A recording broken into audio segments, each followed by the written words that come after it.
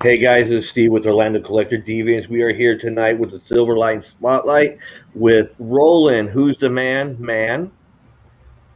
Also got the newest part of the Silverline crew, Dante. What did I get myself into, Barry? How you doing? And then of course we got the voice behind the camera. We got Trish. Archie is better than Spider-Man. Halsey, What? Every day, all day. What? prove her wrong. What?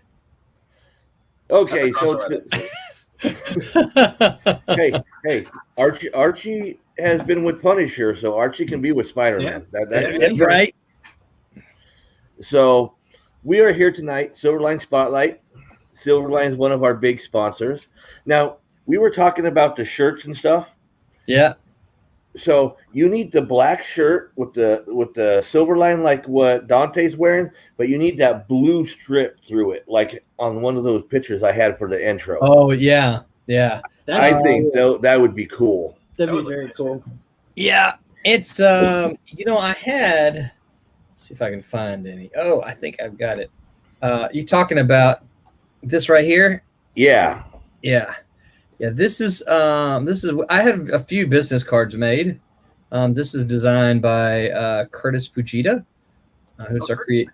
Yep, he sure did. And so yeah, I really like that. Yeah. I hadn't thought about it, but see, I like that it's got that metallic sheen to Yeah, it. that looks really cool.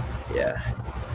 So See, that would be an awesome shirt right there, even with the metallic sheen to it. yeah. It's actually, Yeah. and you got the little like the shadow of Cat in the back. Was that Cat? Yeah, it is. Yeah. Yeah. It's kind of hard to see, but yeah, that's Cat. Yeah, that looked really good on a shirt. That could be that could be the premium Silverline shirt. Yeah. Yeah. Now today we're going to be talking with Roland, of course, but we're gonna learn about the life of an intern for Silverline. Now, Dante, Yes. why? Okay, I'm gonna go for why. Well, I'm a big fan of comics. Have been for a long time, and I first met Roland and learned of Silverline about I want to say about a year and a few months ago. I was coming back from a job interview at Starbucks, and my local comic book shop, Trouble's Little Sister, Trouble's Little Sister, was hosting Roland, and all I knew was that he was a comic book writer, and that I wanted to become a comic book writer. So I was like, "Ooh, I want to go meet this man." But I had my job interview, so I thought I was going to miss it. But my job interview went really fast, and I had just enough time to just bike over to Trouble's Little Sister really, really fast. I was pretty sweaty and tired. I'm not gonna lie. But I got there. I got to shake his hand, meet him, and he gave me his card, and I posted about it on social media. I was like, "Oh, I met Roland and everything." A few months later, I emailed him, said, "I want to become a comic writer. Is there anything that I can do? You can tell me advice." And we just, ever since then, we kept a dialogue going. He would give me advice, talk to me about things. I would help him promote his Kickstarters, just through my social media. And eventually, I want to say in January was Deland. Was that January or February? Mm-hmm. Yeah. January. I met with Roland and Deland at the Deland convention, and he offered me the position of the Silverline intern. And I was, very excited because that's something that I wanted to do, but I didn't think that was going to happen. I was like, what are the odds of that? But it ended up happening, so I was very excited to help and learn, about comic industry. So now, Roland, was the only reason you offered him the internship is because you had so much stuff to carry you didn't want to carry it yourself? No, no. I'll tell you. What I remember from Dante is when he showed up there at Trouble's Little Sister. You had some friends there, right? No, I was there myself. Okay, you were there. There were some people there because that would have had to been like a tandem bike. Well, no, his friends could have been there already. It's a store. Yeah, I didn't say he bicycled with people. Put them on his handlebars and the but no, I remember what I remember is Dante just asking me all kind of questions, just question this, question that, question this, and they were smart questions. They're like, well, this is really cool. He's asking all these questions, and then the emails, and he's just super. Number one, you could see the passion that he had, right, in the questions that he had. Number two, I could see, this guy's asking smart questions. He doesn't ask the kind of things, and boy, I hate to say this, but I'm going to say it anyway. He doesn't ask the kind of questions like, where do you get your ideas? I'm like, what kind of question is that anyway? I'm like, what? But he was asking, the smart questions, the kind of stuff about, how do you make this happen? And like he said, we just kind of kept in touch. And so I started, the idea kind of came from my job. Okay. So my day job is, I teach at Full Sail University, and they had put in a program of interns through the university. And I'm like, that could be beneficial to us. We could get someone that help us do some of the things that are difficult for us to do just because of the clock. And we could get someone to do that. We get them some experience, get them some networking, give some stuff to add on their resume, and that would help us out. But then I got to thinking, it's like, okay, I'd have to deal with the university and all that kind of stuff. And then probably Dante sent me an email about that same time. And I'm like, Dante would be a great intern. So I started talking with my wife about it. I'm like, how can we make this happen? Silverline is I teach during the day, and Silverline is a small press comic thing. So, how can we make this work, and how can we make it so that it's equitable to Dante? So it's something that's, attractive to him, for the time that he's going to put in. And so we just kind of talked about it and kicked it around, and the wife and I, both came up with agreement. And then I can't remember if I was expecting to see. No, I knew I was going to see Dante at DeLand, because he sent me an email, and I'm like, well, this is what I'm going to do. When I see him, I'm going to ask him on the spot. And he got excited, and the rest, as they say, is history. I almost actually didn't make it to the land, Roland. Really? Yes. There was a lot of hurdles in my way that I had to go through to get to the land. I can't remember. He had a low tire on his bike. By this time I had a car. But my car wasn't in the best of shape. So in the first place, I remember waking up that morning and just feeling awful.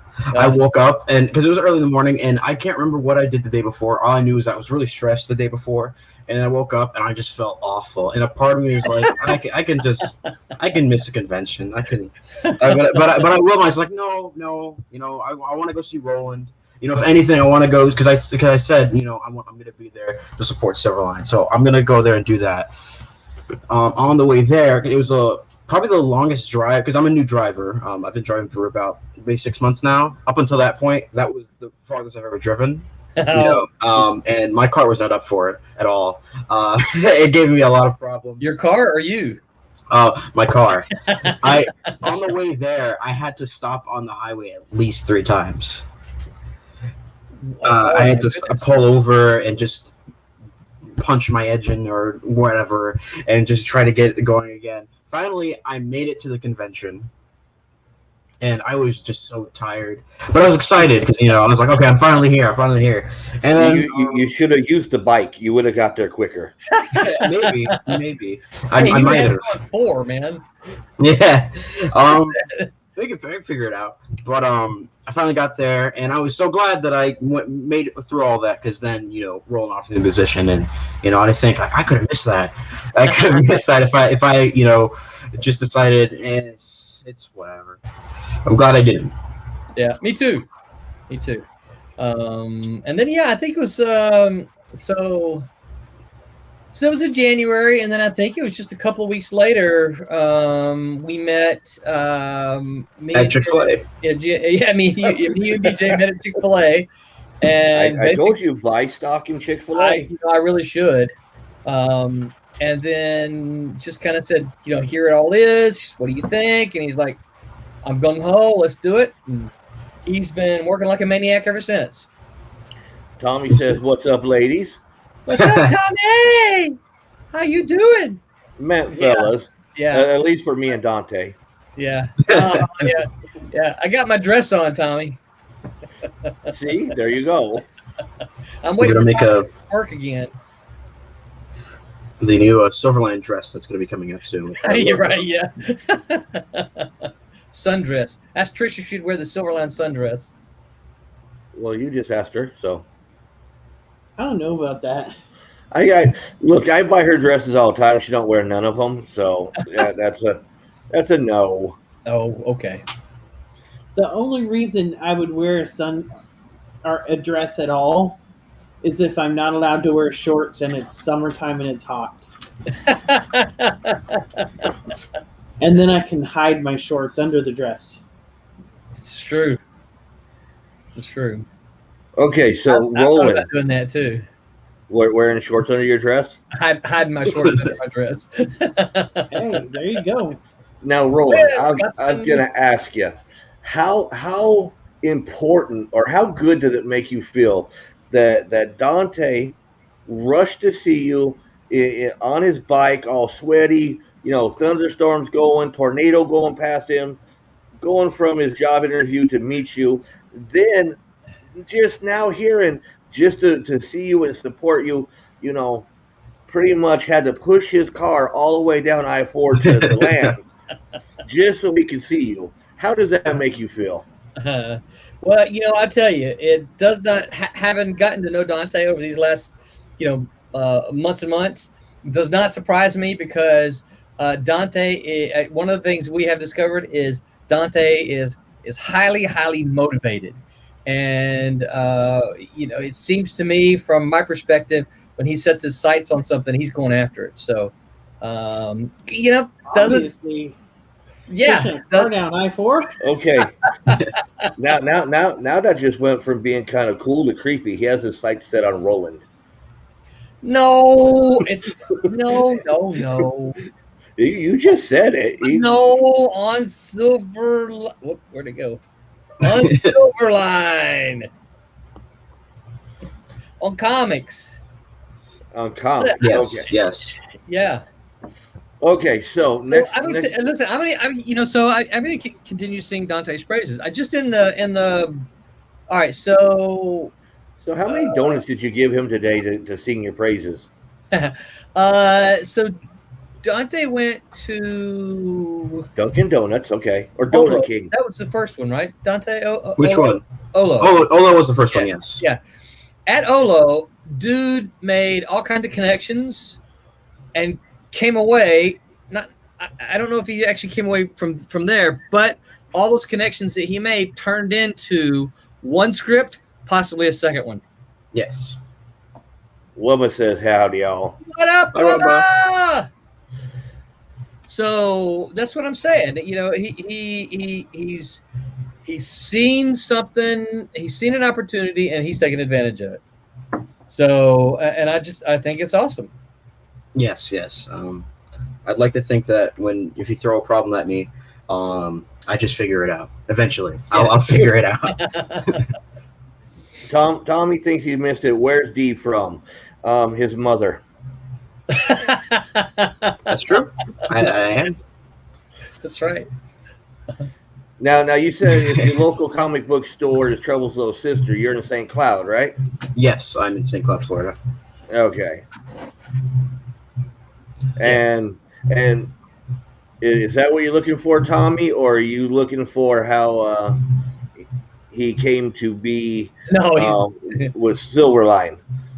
Because if you'll just have to rewatch the show after we're done. Yeah, you got to rewind. If you missed that.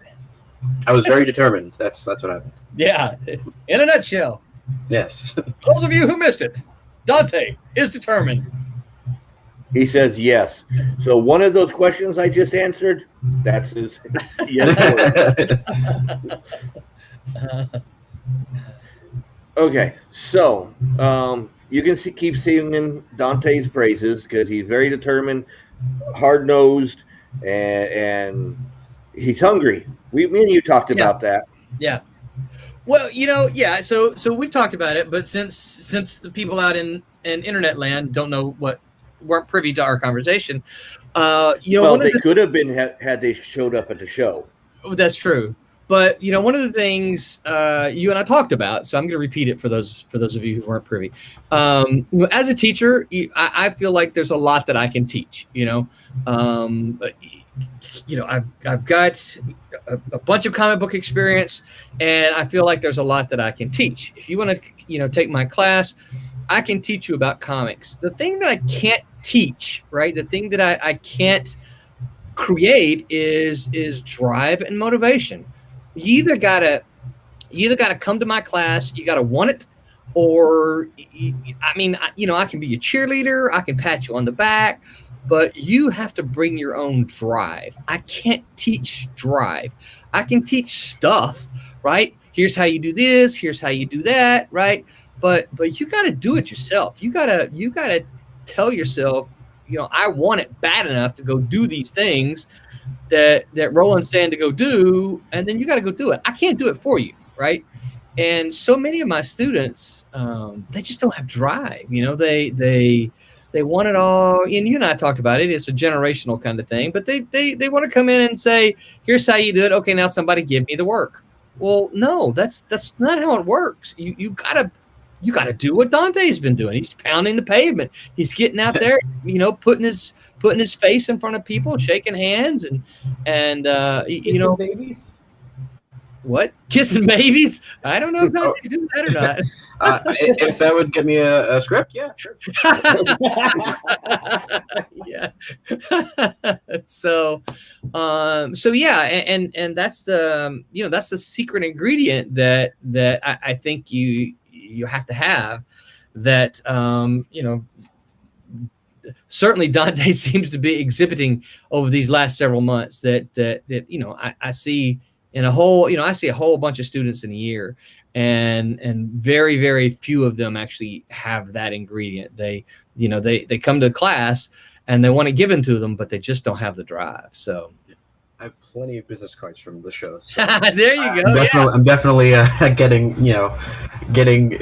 beating the pavement, as you said. Yeah. So I'm wondering how many students are now unenrolling from his class as we speak. So here's the beauty. All right, you can hear my phone ringing probably. So here's my father-in-law. Right, let's see if my wife will get it. Here's the beauty. Okay. He'll be on the show later on to talk about his stupid son-in-law. Yeah, right. Hey, he'll come on. He already came on the post I posted and said, "Hey, it's Roland Man, big dummy." Yeah. That's what he always calls. He always calls me big dummy. He's wanting to see if he can hear himself on the stream. Oh, he hung up. So here's the thing about my class is that if you're in the creative writing program, there aren't electives, right? Like the traditional schools, you go and you take like a core set of classes and then you have electives. Well, at Full Sail, you enter a program and they say, here are the classes that you're going to take, and you take them all. Right. So I can't remember exactly. I want to say there's 27, 28 classes in our program. They got to take them all. So mine is one of the classes. So if you're going to get a degree in creative writing from Full Sail, you got to take my class. You can't opt out of it. It's just one of the classes. So yeah, you try to unenroll. I actually wanted to become a student of Roland's when I first met him, because he had told me about him being a Full Sail teacher, and I know being young, I'm 20, but at the time I was about like 18, 19. College was right there, and I was of the opinion, I was kind of like, I want to be a comic writer. I don't know how essential college mathematics is to that. Right. So let me see if I can figure something else out. And then you got to know what page you're on. And you got to know numbers. That's true. And the dimensions of a page. Exactly. But I could Google that now. Yeah. But when Roland told me about his Full Sail class, I was ecstatic because I'm like, oh, this is a class that I actually want to take. And I didn't have the money to take it because Full Sail, pricey. It's pricey, yeah. Yeah. But I had a plan. And that plan was I was gonna go get a job at Disney, because Disney, they have a program where if you work for them, they will pay your college tuition in full, like so the does the entire military. I wouldn't suggest that one. thing. Wow. yeah. I'm gonna write comics in the military, but that's what I had planned to do. And then, of course, I would take Roland's class while I'm working at Disney. I was like, okay, great, I can do that.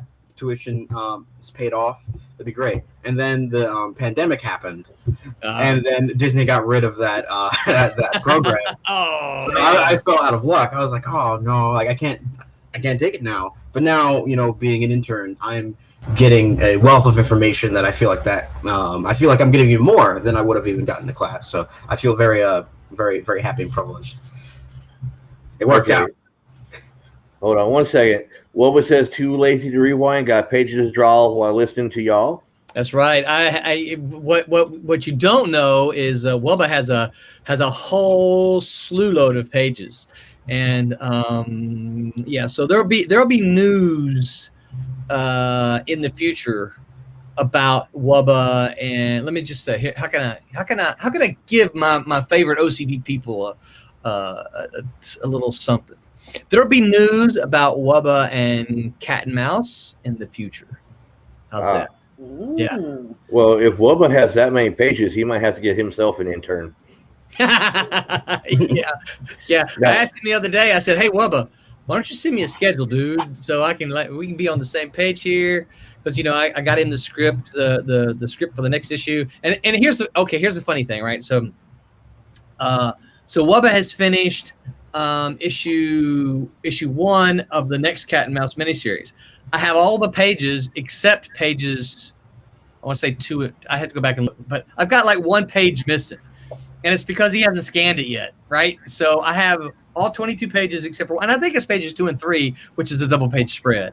And it's like, dude, I need these pages. He's like, I know, I gotta scan them and send them to you. But he's jamming though. It's really cool. I love getting messages from Wubba saying, "Hey man, it's in the Dropbox." that's all he says. I gotta go look in the Dropbox.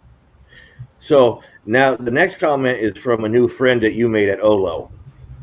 Boris! Hey, Boris! And Boris says another evil villain edition of O.C.D. as they are 3 for 3 with facial hair. That's right. Boris is one of my favorite people in the world. I'm glad he made it to Olo, and I'm glad I set him next to you guys. Yes, Boris was fun. I actually still, if he's watching, if he remembers, I still have the Invisible Man he was playing with. Oh yeah. Nice. Oh, Boris is watching. He always watches. Boris wants to work for Roland. He is creating a comic about a superhero who is like Aquaman but can only use his powers to control turnips, potatoes, and radishes. Veggie Man. I'd like that. And his catchphrase, his battle phrase is Vegemite. Ew. Ooh. Ooh. That sounds fun. That definitely does sound like a comic book that could be written by like Alan Moore or Grant Morrison and be really dark for no reason. Right, yeah. All these veggies. Yeah, he's struggling with like depression while he's like veggies, Naked Invisible Man. That's right. He has. Oh no, he's called the Tuber. The Tuber. The Tuber versus Swamp Thing. That'd be interesting. I have a Man Thing right here. Substitute cool. for that. It's not a Swamp Thing, no. He isn't. No, he isn't. Yeah, but Man Thing has Marv Wolfman stories. Yes, and I believe Man Thing predates Swamp Thing by a few months. I think you are correct. Yeah. Yeah, just who got to the publisher faster. Yeah, that's probably what happened. Back then, that's all it was. So, Dante, what kind of comics do you read? I read a whole slew of comics. I love the comic book medium. Of course, I grew up and I still very much enjoy. I'd say the most superhero comics. Your Marvel, your DCs, your original images, everything like that. Dark Horse. But I also enjoy horror comics. More, I guess I don't know what's the word you'd say. Narrative driven. It's more just like I don't know a novel that they just turned into a comic book. Anything really, just the whole medium. I'm a big fan of. Have you ever read Cerebus, Dante? I haven't read Cerebus, but I know a lot about Cerebus. You should. I like Cerebus quite a bit. You should. You should. I don't know how easy they are to get, but you should get. You should pick up the first phone book, which Yes. collects like the first 25 issues. Yes, we talked about this at Olo, Okay. and you said you had some of them, and I was interested in borrowing them, maybe. Yeah. Yeah. Okay. Yeah. You'll have to remind me the next time we're doing a thing together, and I'll bring the first volume. I definitely want to read them. Yeah. Yeah. The first. Have you read them, Steve? No, I don't think so. No. The thing I always say about Cerebus is that you got to get past the first couple of issues because it started in the 70s as a spoof of Conan. And if you read those first few issues, it's very much a spoof of Conan, right? I mean, very much. But what happens around issue 3, 4, 5, it becomes its own thing. It ceases being a spoof and it becomes Cerebus the Aardvark, right? And it's really, really, really good. But you kind of have to give it. You have to give it a little grace those first couple of issues and realize what it is and know what it becomes. But it's a great read. I mean, the thing about it is I've yet to finish the thing. It's 300 issues. Oh yeah, it's a lot. Yeah, and I've only read about 150 of them in the phone books. So, and I've got about 3 unread phone books I need to get to, but I don't even own all the phone books. I need to complete my run. The only this isn't an issue of Cerebus, but the only Cerebus thing that I own would be Spawn number 10, which famously Yeah, that he has on there. The Aardvark. Yeah. This is one of my favorite issues of a comic of all time. Yeah. Just because of its commentary on the industry and about being a creator itself. And I've written blogs about this. I just love this. I had to own it as soon as I knew about it. Yeah. Okay, let's go here real quick, Roll. I'm sorry.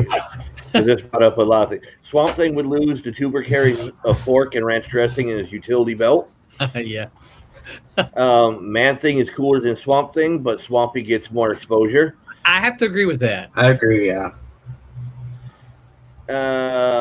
Well, that Man Thing is one movie that Marvel really screwed up. So yeah. Oh yes. That was.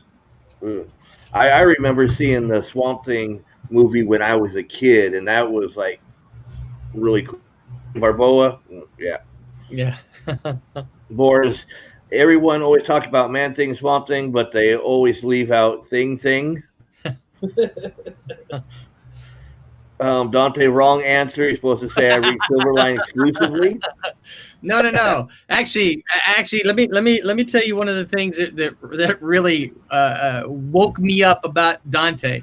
We were talking. I don't even remember what we were talking about, but we were talking about some blah blah blah, comics this, comics that, and Dante said, da, da, just in conversation, right? Dante, da da da da da, and Steve Gerber, blah, blah, blah. I'm like, what?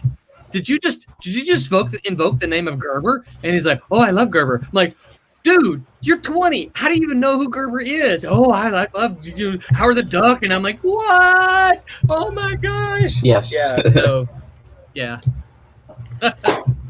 So it was muy cool to learn that Dante knew who Steve Gerber was. Not only knew who Steve Gerber was, but had read Howard the Duck and even had Destroyer Duck. And I'm like, that's knowing. Who hasn't read Howard the Duck? Me, dude. Okay. You just the overwhelming majority of comic book fans have not read Howard the Duck. Oh, they know about Howard the Duck. They haven't read it. Yeah, they know because they know about him because of the movies now. Yep. Right? Yeah, and a lot of them went back and to see what he was all about, especially when he made a what was it? Spider-Gwen made her first appearance in one of his comics. I didn't know that. Yeah. Yeah, Spider-Gwen made a first appearance in one of the Howard the Ducks. I can't remember which one, but I think it's like assume number that'd 2. be in the Chip Zdarsky series. I don't know. I think it's number 2. Yeah. Let's go back. Old school Dark Horse Cerberus was awesome.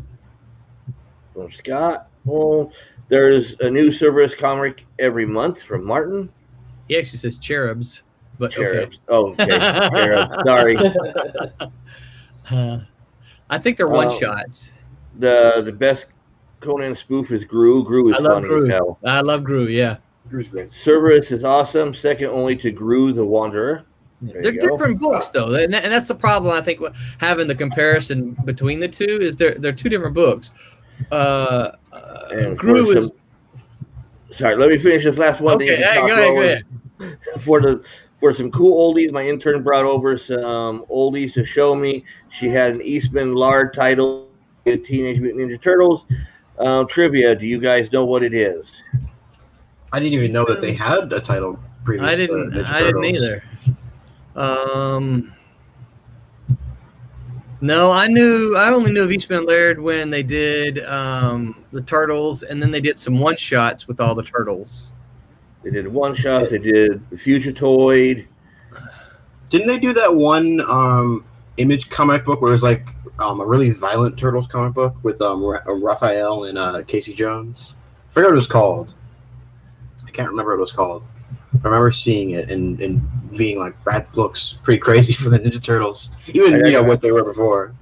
But now Cerebus wasn't actually. Someone said Dark Horse. Cerebus was not Dark Horse when it. I don't know that Cerebus was ever Dark Horse.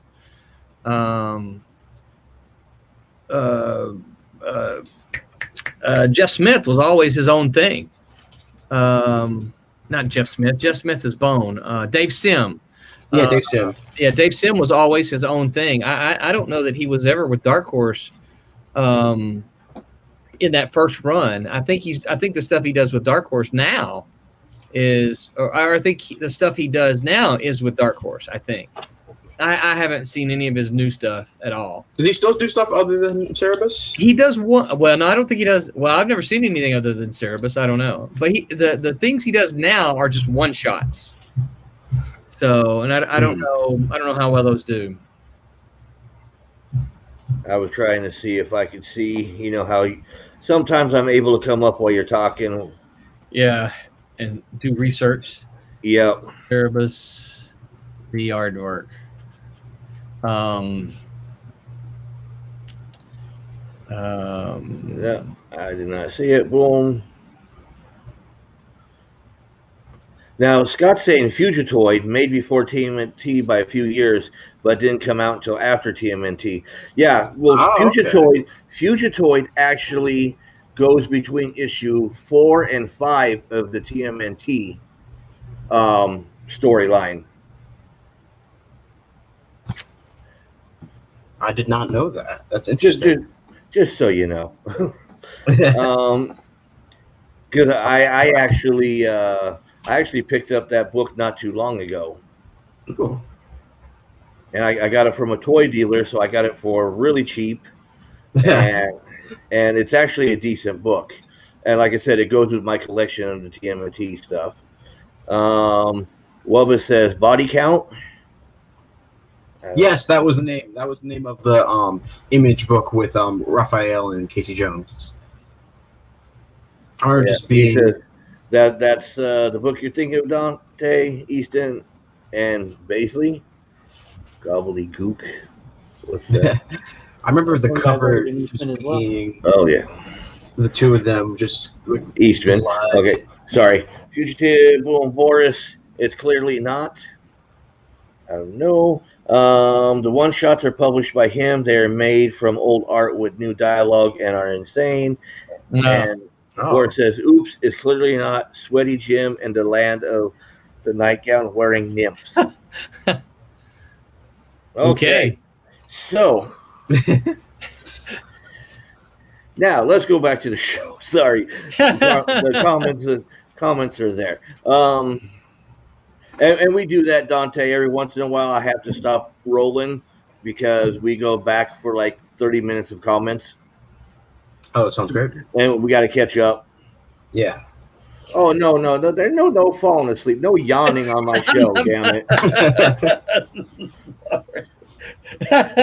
Oh, look at that! That's ultimate. I'm going to tell BJ. I told you she worked me out. She can't do that on Thursdays. At least one Thursday a month. Dante, as the intern, you have to make sure he's fresh and crisp for this show. I can drive down to we're winter springs. Yeah. I can drive out there. I could bring the coffee as interns do. Well, you needed coffee and Chick-fil-A. Yes. Coke and I Chick-fil-A. think some Chick-fil-A's offer coffee, so maybe I can get it from there. But see, Roland, you can have the Coke flavored coffee that they have now. Yeah, there's such thing. Yes. Mhm. Yes. Yes, there is. What? So That's you real. still get your Coke and you can have the coffee. Some Chick-fil-A. Got to have waffle fries though. Make Yeah, sure we the do. waffle fries. Yeah. And then you wonder why you worked out in the first place. Right. Yeah. Yeah. I had the fried strips tonight, and I'm like, I probably should have had the grilled strips if I'm going to work out. Nothing beats a number one. Oh, At I know. You're Chick-fil-A. right. Yep. Although I- recently, my son told me, he said, you need to try the number 5. And the number 5 is spicy, right? So I tried it, and it was actually pretty good. So I'm like, it's spicy. Usually, I get the spicy sandwich. I know Do that when I met with you, Roland, I decided not to get the spicy because I know when I get it, my nose runs a little bit. I was like, let me be as professional as I can. You know, I have the same rules for with professional meetups and dates. Right. Don't order spicy food. It's not gonna work out. You don't want to start sweating right here in your brow. Yeah. You don't want to eat spicy food and have a little nose run, but you will ride your bike across town sweaty to meet the man. What was it? Yes. I'll take the spicy food. At least that I can understand. It was actually raining as well that day. See, I was right. He never said it, but I told you he went Yeah, to a I was rainstorm. gonna mention earlier, but it was raining. And then it was uphill both ways. That's right. It was, yes. I had to pass 2 bridges with trolls on them. Or under them, I suppose. Had to solve the riddle. And he had saw the riddle. Yeah. What is your favorite color? See, that riddle I wouldn't be able to solve because when it came to cars, I really had no preference. I was just what drives. Right. Yeah. And you still didn't get one that did. You said you had to stop. Right, yeah. He got a Flintstone car. Yes. Running at the bottom, right? Yes. I had to stop because my feet were a little tired. I had to give them a rest. So Boris says that comic was originally drawn by Leafield. What comic? Probably Sweaty Jim in the Land of Night Count. Wearing nymphs. Okay. I don't know. Well, I was almost all things Wisely. That book was insane. Yeah, I knew he was a fan. Now, Boris, wait! Someone stole all the stuff off your wall and replaced it with vertical blinds. Yeah. Well, hold on. No, they didn't. Boris, I said that earlier. Boom! I got a Grover and a Triceratops tonight. I wanted to be comfy. Does your Grover have the Superman emblem on his chest? No, he's got a scarf on. Oh, okay. All right, I got you. Tommy says spicy chicken sandwich and double pickle pack. For all the food we talk about on streams, we should get sponsorships. No kidding. Get a Grubhub sponsorship. What's the flight velocity of an unladen sparrow? Is that it's been so long. Is that an English sparrow or a? What is the other part? Oh, what was going to help me out here? Yeah. Well, while you're thinking, Kelsey said, "Hey, what's a French castle doing in England?" Hey, Kelsey. Hope you're having a good night. We're looking for the grill. Hey, we've got one of those. It's very nice. Sorry. It's a movie we like around here. My Well, hi, coworkers say Kelsey. hi as well. Hi, coworkers. Kelsey's co-workers. Hello. Where is Kelsey working from? She is at Winn-Dixie tonight. Woohoo! Hi, Winn-Dixie. Hello. Buy We stayed comics. with one because we wanted to keep her I'm job. actually. I don't know if I Oh. should say this, but I'm a competitor. I work at a competitor of Winn-Dixie. Actually, I don't know if I work at a Publix. I don't know if that's. Ooh. Oh, I thought you were gonna say, you know, What? Piggly Wiggly? Save a lot. Oh, Save a Lot. Winn-Dixie is not Maybe an competition of Aldi. Publix. All these are good. Yeah. They I like pay all these. really good. Oh, really? Yeah, I believe they start at $16 an hour. Whoa. Brett. They only have one employee there, so You're Yeah, right. that's the hard part getting in. The people who go to all these, they don't leave. Yeah.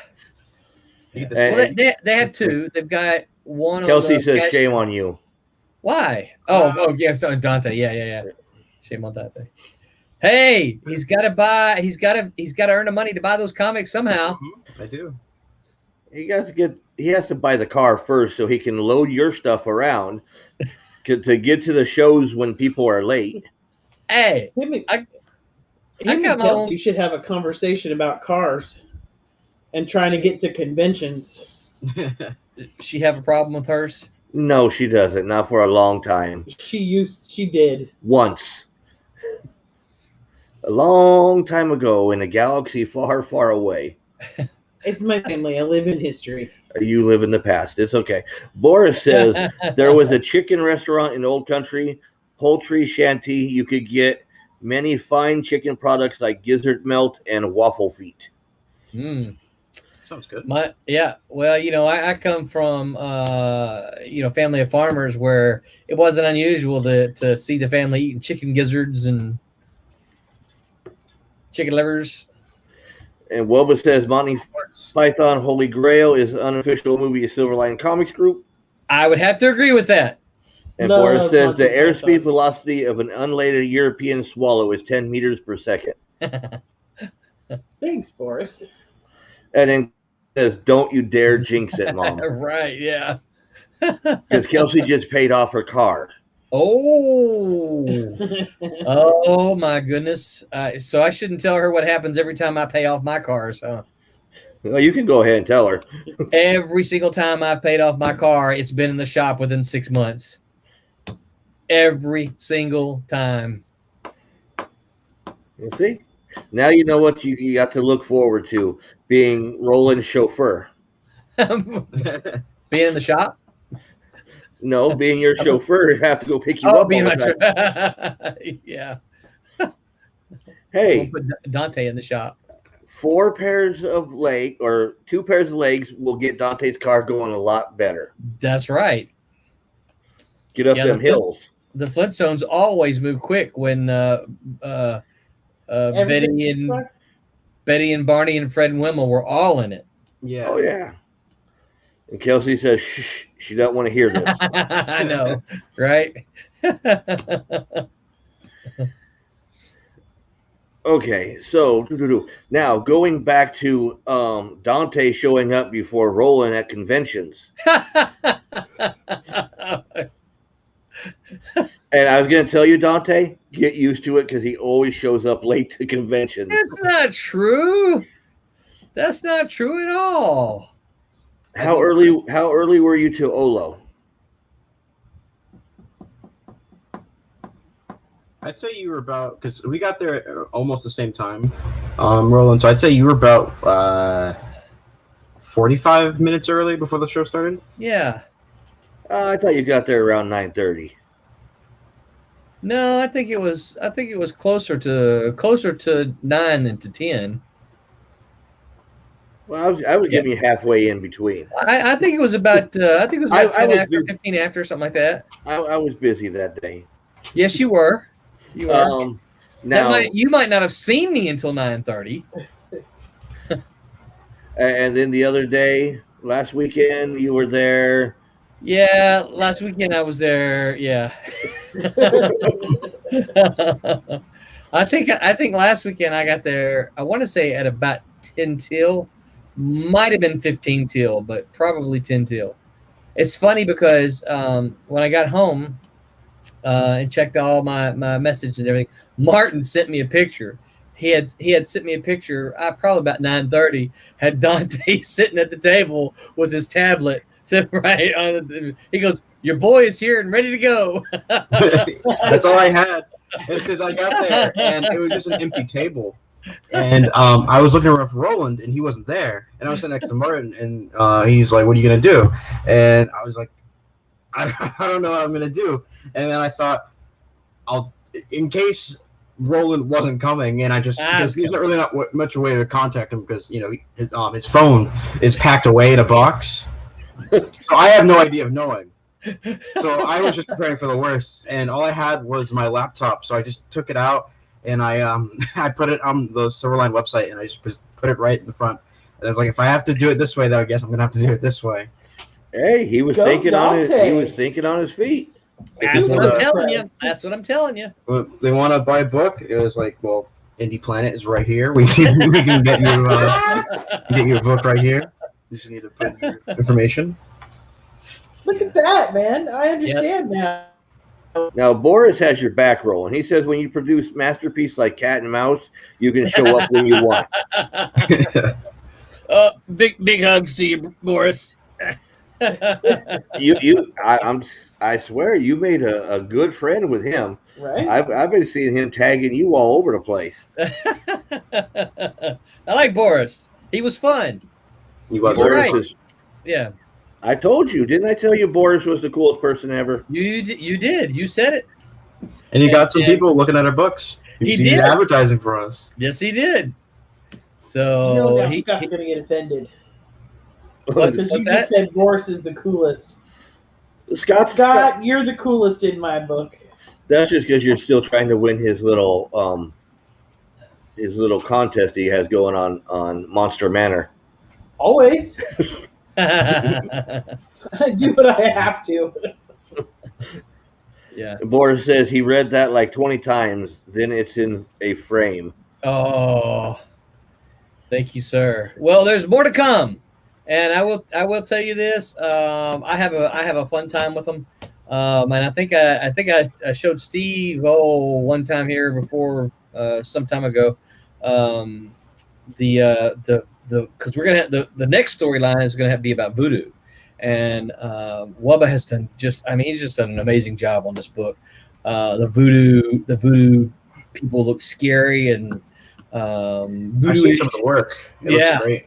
Yeah, and he did one of the first things he did was he did like a little voodoo queen cover, and that's the thing I showed you, Steve and Trish, was that voodoo queen that just so awesome. Got little cat and mouse voodoo dolls at the bottom. Really, really cool. That's cool. Yeah.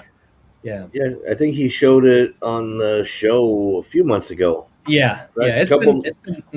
It's been done a while. So, but I think I told you. You guys know Jeff Whiting, right?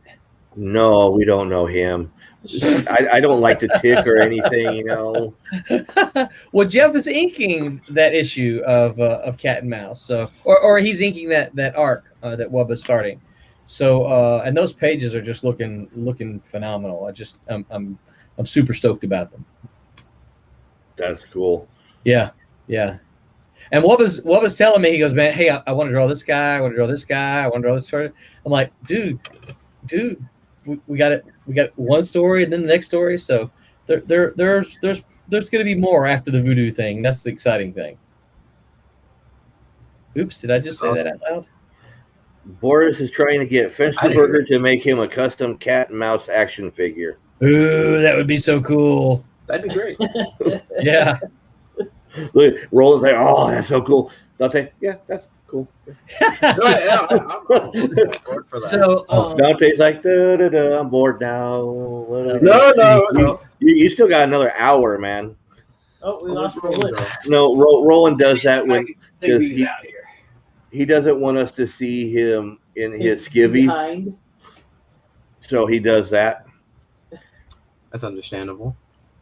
Let's Doesn't see. wanna Boom. show us his I hand. can do the same thing. See, but mine looks cooler.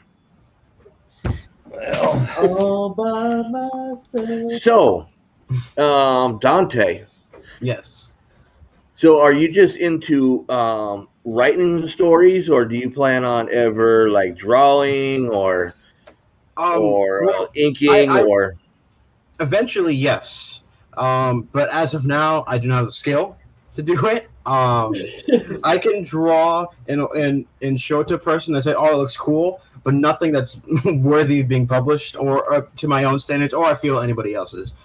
So I'm still learning how to do that. Still learning how to draw, so I can eventually produce my own work fully. But as of now, it is just writing and whatever small things I can do to just help put myself more in the process. That's cool. Tommy says Roland doesn't wear pants. He's on the Only right at show for it. conventions. Not Hey. true. Not true. I just have, as Martin pointed out to me multiple times at Brick City, my legs are very white. So I have short pants on, but my legs are very white. So there's no need to blush you with the view of my white legs. Well, at least they're not green. I mean, No, they're not green. So Boris says, tell Miss Trish that Finsterberger already gave the passes to a couple in the villages. He ran over their golf cart and offered the passes so they wouldn't sue. That's just not right. And well, they had a pineapple on their golf cart, so he was I know what distracted. Scott thinks about them pineapples. Joe says, "What's up? What's up, What up? Joe? Haven't heard from you in a while." See, because when you start working with people, they quit coming to your show. But I also heard he got in trouble by his son for not watching the show anymore. So what's up, Ethan? I know you're there, so I'm going to give out shout out to Ethan. Ethan, thanks for bringing Dad. Oh. Making Dad watch. Okay. And Tommy says he meant he doesn't wear underpants. Well, pants or underpants. I mean, this is the right show. How much would it cost to get Roland and Dante to create the Adventures of Boris comic book? You know, there was a Boris the Bear. Dante, you ever seen that one, Boris the Bear? That sounds familiar. You would like it. There was a Boris the Bear comic book back in the, I guess probably late 80s. Back, when all the turtles were the start of the black and white revolution, and I'm thankful for the turtles always because they're partly what allowed me to break in. But there was a comic called Boris the Bear that was Steve, you would like it because he was very much a Punisher style character. He went around killing everybody. It was good. It was good. So Boris the Bear. Oh yes, I remember Boris the Bear. Yeah, I'm looking because I probably have seen him. Yeah. Oh, Punisher right there. Yep. Yeah, that's it. Yep. It's a great one. Okay. And Trish, Scott says lies. He'll be given away after the contest closes tomorrow. Okay. So Well, you still but have Scott- a chance, Trish. But Scott, we do know you know all about them pineapples in the villages. Right? And Joe says, I sure did. And yes, he's next to me. He says, what's Steve? I don't know. I'm still trying to figure out what I am. And if anybody else can figure it out, let me know. And Wubba says, send me your details in DM. I gift cat and mouse pinup, Boris. Oh, cool. Oh, that's great. Look at that. Oh, wow. Boris is making Yeah. friends all over the place. We need a demon and Boris team up. I think that'd be pretty great. Boris could fight a troll called Burger Fencer, a mean person who wears the same shirt all the time and harasses Boris. But is he controlled by the evil producer lady that throws shoes Mm-hmm. from halfway across the U.S.? Yep. Finsterberger has pineapple on his car. Dante's too young to know what the pineapple means. Right. I don't. The on the car. I don't know what it at least. means either.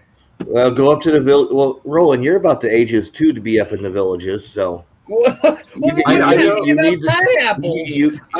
you need to find out if you're going to be I up in know- the villages.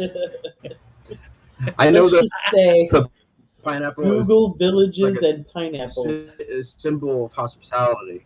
That's all. That's what I know. Not if it's upside down. that And is the G-rated version. producer lady is like Galactus, and Tawubba will do. Thanks. I need to be Boris's agent here Right? because we've introduced him to a lot of people, and you see, there we go. I get 1/10 of that turnip. Okay. Well, because he only takes turnips and carrots and 1/10 of a Okay. commission. Why would you want a turnip? Huh? Turnips are nasty. but I only get 1/10 of it, so it won't even have any flavor. Okay, that's all you. I know it is. Hi, Roland. How you doing? Good. I'm looking up pineapples in the villages. Don't forget about the red. Don't forget the red shoe. Oh, that's part of it. That's for other things. I know about red lights. Oh, that came. So Roland, type in up. What does upside down pineapple mean? I don't know the answer to that. No, I'm just saying. Google. Since you're googling. Oh, okay. Google up. What does upside down pineapple mean? I have a pen. I have a pineapple. That's what they're It makes it saying. sound like these are like rival street gangs in the villages. The pineapples and the you said red shoes. Let's see what was said. I'll send OCD Oh! one too. Okay, now you get it, huh? Oh, so that's what the villages is all about, huh? Yes. That's what the village is all about. I have to see this too now. Now, Dante. Boris tells the folks he meets about OCD, and he puts you in for a Murray's House of Shovels most prestigious award, the Gold Trowel. Yeah. Yeah, but you told me I was on your pooey list this week, Boris. And what was it? I hear pineapple, I think of Little Nicky. Little Nicky, Oh. like from I get it. Adam Little Sandler. Nicky? The Adam Sandler movie. Oh, yeah. I watched that again recently. The pineapples scene, yes. So That's Dante, what do you do besides working at Publix and Silverline? What do you do for fun? He doesn't put upside down pineapples on his car. No. Maybe one day the villages. But but what I do for fun mainly is I write and read comics. That's how I got into wanting to write them. Is I read so many of them. I have quite a big stack actually on my next to me of unread comics that I need to get to. Welcome to my house. Right. Yeah. Old shelf back there too. But I like to read. I like to write, of course, and yeah. Oh, I did it again. I watch. I'm a big movie fan. I like to watch older horror movies and just horror movies in general. That's probably my favorite genre. Just how creative the filmmaking gets, and sometimes how stupid it can be. There's a lot of fun to be had there. And sometimes I'll play video games, but I've been doing that less and less recently. Been busy. Yeah, doesn't adulthood suck? Yeah. I wouldn't say it sucks yet, but it It's has getting a there, hint huh? of sucking. You have But you have less time for playing. Yes, Yeah. but I can't complain because I was like to talk about this with my friend the other day. I'm doing what I want to do in life, so I can't complain. You know, I'm already running at it, and that's a lot of people. You know, they don't get to achieve the thing that they want to do for the rest of their life until they get late into their 30s or 40s. I'm doing it now. I get the privilege of being able to establish all this while I'm young, so I can make mistakes now and flourish later on. Hopefully, don't want to jinx it. Now, are you at least excited for Mortal Kombat coming out tomorrow night? Yes, I am excited for that because I love the Mortal Kombat series. I've played it ever since I was a little kid. It's probably one of the first video games I ever played, actually, which is not good. But I had a lot of fun with it, and I love the original movie by Paul. I forget his name. I forget the name of the director. Whatever his name is. I enjoy the first movie quite a bit, despite it's aged. It definitely has it shows its time, but I love it, and I'm excited to see what they're going to do with the new one. Yeah, but you gotta admit the first one was good for the time that it came out. I mean, plus it came out with the iconic, Mortal Kombat theme. Yeah. I don't think That that movie would be as good if it didn't have that. well, and I heard, and I'm hoping it's not just a credits thing, but I heard they're gonna put that song into the movie somewhere. They gotta. I just hope it's not an end credit thing, because But Yeah, you love Mortal Kombat 2 movie. the second one, Mortal Kombat Armageddon. I thought it was Annihilation. No, yes, Annihilation. I was thinking of one of the games. Annihilation. I own it, and I love it for a very different reason. I feel like I like the first one because it's kind of a good movie. It's fun and it's sticks to the spirit of the game. The second one is just insane, crazy, just Trash. throw everything at the wall. But I can enjoy trash that has some effort put into it. They put so much effort into that movie, and it's just fun to watch and fun to watch with friends. I think that's one great thing that not a lot of people do is watch bad movies with your friends, and it's a great time. You know what sucks though? It was cool though, but watching bad movies in the movie theater when it comes out. Oh yeah, I remember what was the name of the movie? Truth or Dare. That one of the like newer type of like trashy horror movies. It was one called it was like a haunted game of Truth or Dare. I went there with a friend, and the whole theater had this sort of unspoken sort of agreement that nobody was gonna be quiet. Everybody's gonna laugh really out loud at inappropriate moments. Where in any other movie, you'd be like, we shouldn't laugh at that, but they're gonna laugh here because of how ridiculous the whole movie was. It was fun. The movie wasn't great at all. It was pretty bad, but the time spent was pretty great. Let me do comments real quick, and we'll get back to movies. Boris says, "Well, you did make a bad dad joke. It wasn't bad. It was on point." And I am a bad dad, so there you go. He also says, "Check out What We Do in the Shadows on Hulu." I love what we do in the show. That was great. The movie was so fun. Yes, so funny. I haven't checked out the show yet, but I've heard it's good. The show is funny. Wubba says comics have this magnetic attraction. Once you get into them, the creative bug bites you, and you want to start making them too. Yes. Boris, producer lady, is in the new Mortal Kombat movie. She pummels you to death with flip flops and a bullhorn. And if Roland knew what Mortal Kombat was, he would think that would be funny. Flash Gordon, trash movie, but so awesome and loved at the same time. Well, you gotta love it because I love Flash Gordon. You guys have the Viking prince on your crew. Dude, that is one of my all-time favorite movies.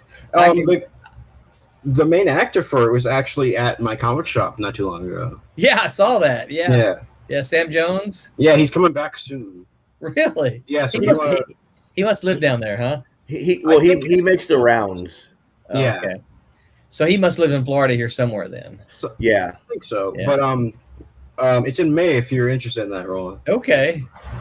Yeah, I met him a couple of years ago. I forget exactly. Really nice guy. Yeah, he seems it. Yeah. I think he gave me a autographed picture too. He's I gonna gave be him doing. comics. He's going to be doing one of Coliseum. You know how they do that 3-day Oh, the road show. Road show. Yeah, he's going to be there for that this time around in May. Also, just so if you want to know, and Brian Blessed made Flash Gordon awesome. Yes. Now, okay, back to the movies. What kind of movies you watch besides just old horror? What's current? Current. Well, I'm a big kaiju fan, so the new Godzilla vs. Kong movie definitely caught my attention. I watched that, loved it. Other than that, I can't think of too many movies that have come out that I've been. The movie Nobody. I forget who stars in it. I forget the name of the actor. I want to see that one. It's very good. I was very surprised of how, because I knew it was going to be great and fun, but it was a lot better than I thought it was going to be. They put a lot of effort into that movie. What movie? It's called Nobody. Oh.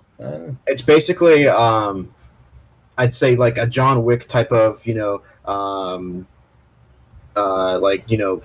They call them the secret badass type movies. Okay. That sort of thing, but a comedy. And it's pretty great. Cool. It looks great. I want to see it. It has let me see. I think it's Bob Odenkirk. Is that his name? Yeah, Bob Odenkirk. And oh yeah, he did the Thumb Wars, the Thumb movies. Did he? I think so. Odenkirk. Bat Thumb. While you're doing that, I do have to agree with Bubba. We need to get Sam Jones and John Martin to take a pitch together. That would be yeah. Steve Odenkirk. Sorry. I wonder if he's kin to Bob Odenkirk. Maybe.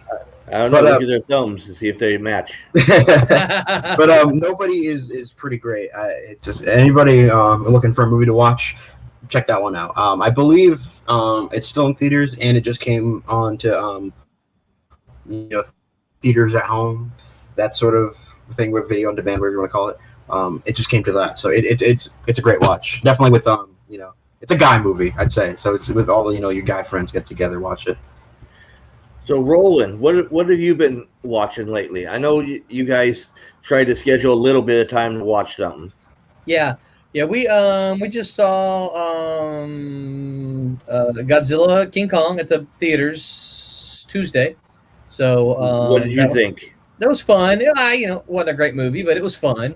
I didn't walk out of the theater thinking I wasted my money. Maybe partially too because it'd been so long since we've been to the theater. But it was a lot of fun. Some of it was predictable. Yeah. Well, it is a remake of a movie, so I didn't realize it was a remake. No. Yes, I have the original. That was one of my first Godzilla movie. Was watching Godzilla vs. King Kong, or King Kong vs. Godzilla as Kong, Kong versus Godzilla, and the why did they remake it? Because they got to do it up to date. Yeah. Why didn't they do something new? Yeah, I didn't realize that, but the original is pretty it's very dated, but it's a lot of fun. yeah. I love some of those old King Kong and Godzilla movies. Oh, yeah. The original is great. Now the new one, it's been out for a couple of weeks, right? So I can say spoilers. They could have done without the Millie Bobby Brown storyline. I think I agree. It had nothing to do with the freaking movie at all, and just wasted my time. Yes, I agree. with that, yes. Yeah. I think they were probably just trying to put some new young face in it, to draw all the Stranger Things fans. But I mean, I thought it looked great. There were some things that bothered me. It's like, King Kong he's not a human being. He got up for the morning scratching his butt. I'm like, I don't know. But see, you didn't catch the Easter egg. That was an homage to Shrek. Oh yeah, no, But here's the deal. Here's the thing. Okay, I don't want King Kong homaging Shrek. What the heck? If you're gonna homage something good, something classic. Shrek, King Kong's homage to Shrek. What the heck? People get a life. Yeah. No. Yeah. I liked the movie. I don't care. I liked it. One thing that disappointed me. I didn't say I disliked it, but one thing that did disappoint me was some of the lost opportunities. Because I know one of the bad guys in the movie was the son of Dr. Aizawa from the last movie, and he's a major character in the Godzilla mythos. So I was like, oh, cool, we get to see him, and he does nothing the entire movie. Yeah, they totally skipped over his character. I was like, that's from the last one. You want to continue to talk about him? His father died. Let's see what he has to say about it. Yeah, well, Millie Bobby Brown was in the last one, and they just thought she was more important to do the storyline around. Yeah, I didn't like her in the last one either. So she was Serizawa. I said Serizawa. It's Serizawa, but yeah, they just wanted like you said, the Stranger Things crowd, and I'm sure they got it. Yeah, I would imagine. Okay, so you just watched that. What else you and BJ have been watching? So we've been watching Korra, the Airbender. I can't remember the subtitle, but Korra something. The Last Airbender. Oh, okay, The Last Airbender. Yeah, we've been watching that. It's been pretty good. What else? We recently completed *Halt and Catch Fire*. Are you familiar with that? It's about it starts off in the 1980s, and it starts with a group of people creating personal computers. So there's a lot of the terminology, from I say it might actually started out in the 70s, I think. But I started off in computer science when I went to college in the 80s. That's where I was headed, because I didn't know that you could get a degree in writing. And so there's a lot of that early stuff they talk about. I'm like, ooh, I remember that, right? But it just starts off with this group of personal computer people, and follows them kind of through the trajectory of their careers, and all their competitions with Microsoft and other things like that. And it's pretty good. We enjoyed the heck out of it. That's cool. Yeah. What was this? Roland just showed his Southern with kin. LOL. What did I say? With the two guys, the thumb guy and the other guy, you said maybe they're kin to each other. Oh, yeah. Yeah. And Wubba liked it too. Zilla won. And Kelsey says Legend of Korra. Yep, she's already screaming. She's screaming at me because that's her thing. Yeah, we've enjoyed that quite a bit. It's pretty good. The second season, I didn't care for the story too much. I've liked we're in like 3 or 4 episodes into the third one, and I like the first season quite a bit. I'm liking the third, but I didn't care too much for the storyline in the second one with the big harmonic convergence and all that kind of stuff. It's kind of like, eh. Well, if I remember right, they weren't even sure how many seasons they were going to do with Legend of Korra, because it almost ended like after the second season. Well, I mean, not because of the storyline, just because it had to be picked up by somebody else to finish out the seasons. Oh, I gotcha. But we're liking the third, or I haven't actually. BJ likes it, so I don't know what she felt about the seasons. But I'm actually liking this third season better than the second one now. So yeah, the Japanese animation, they have these characteristics that are just funny, and they're unique to Japanese animation, that they do things you're like, that's funny, that's good. And Kelsey says, I prefer Avatar: The Last Airbender myself, but I still watch Korra. Yeah, we'll probably after this we'll probably go watch Avatar: The Last Airbender. I've watched Avatar. I enjoyed it quite a bit, and what I found is that the common consensus from people who've watched both is that Avatar is better. Yeah, Oh, much wow, better. wow. Oh yeah, but you Yeah. also got to remember it was years in between Avatar and Korra. Mhm. I mean, like many years in between. So trying to pick up where a great series left off was hard in the first place. Yeah, Yeah. and they had the reputation of the M. Night Shyamalan movie as well to try to Oh, get yeah. out of that. That but I did hear that they're talking without him, but doing a live action series on one of the streaming services. Netflix. Yes, on or Netflix. Netflix. That's been happening for. I think that it's been in pre-production for like 3 years. Some people are worried about it though, because the creators originally, like the sort of draw to it was that they're doing live action Avatar again, but the creators of the show are on board now, so they're going to be part of the creative process. So it'll be as good as the show. Recently, they left due to creative differences, so now people are worried again. Well, see, we can't. How you said it's been out there for 3 years. We can't count last year, so we'll go 2 years because everything stopped last year. That's true. That's true. Time stopped. Oh yeah, no. Well, it's like a lot of shows that they didn't think were gonna come back. They thought COVID killed it. They're trying Right. to come back now. I mean, there's a couple shows I've never even watched, like Ozarks, but they said it was going to end because like COVID killed it, and they're talking about actually bringing it back again. So, what have we been watching lately? Yeah, we need some more stuff to watch. My 911. list. Well, you gotta, if you haven't watched 911 and 911 Lone Star, you gotta watch those. That is actually really Reno 911. no, not Reno 911. Very different tones.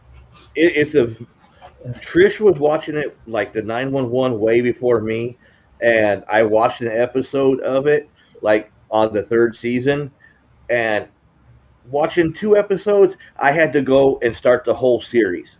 I told her she couldn't go any further without me until I caught up on the whole series.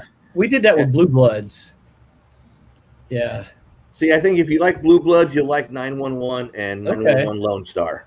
I know what else we watched. We watched obviously Captain America, Falcon and the Winter Soldier, and we've been watching Last Man Standing because we found that it was on Fox. Yeah, on Fox. Yeah, so we're like, oh, cool. So you've been watching the show that's a documentary of my husband?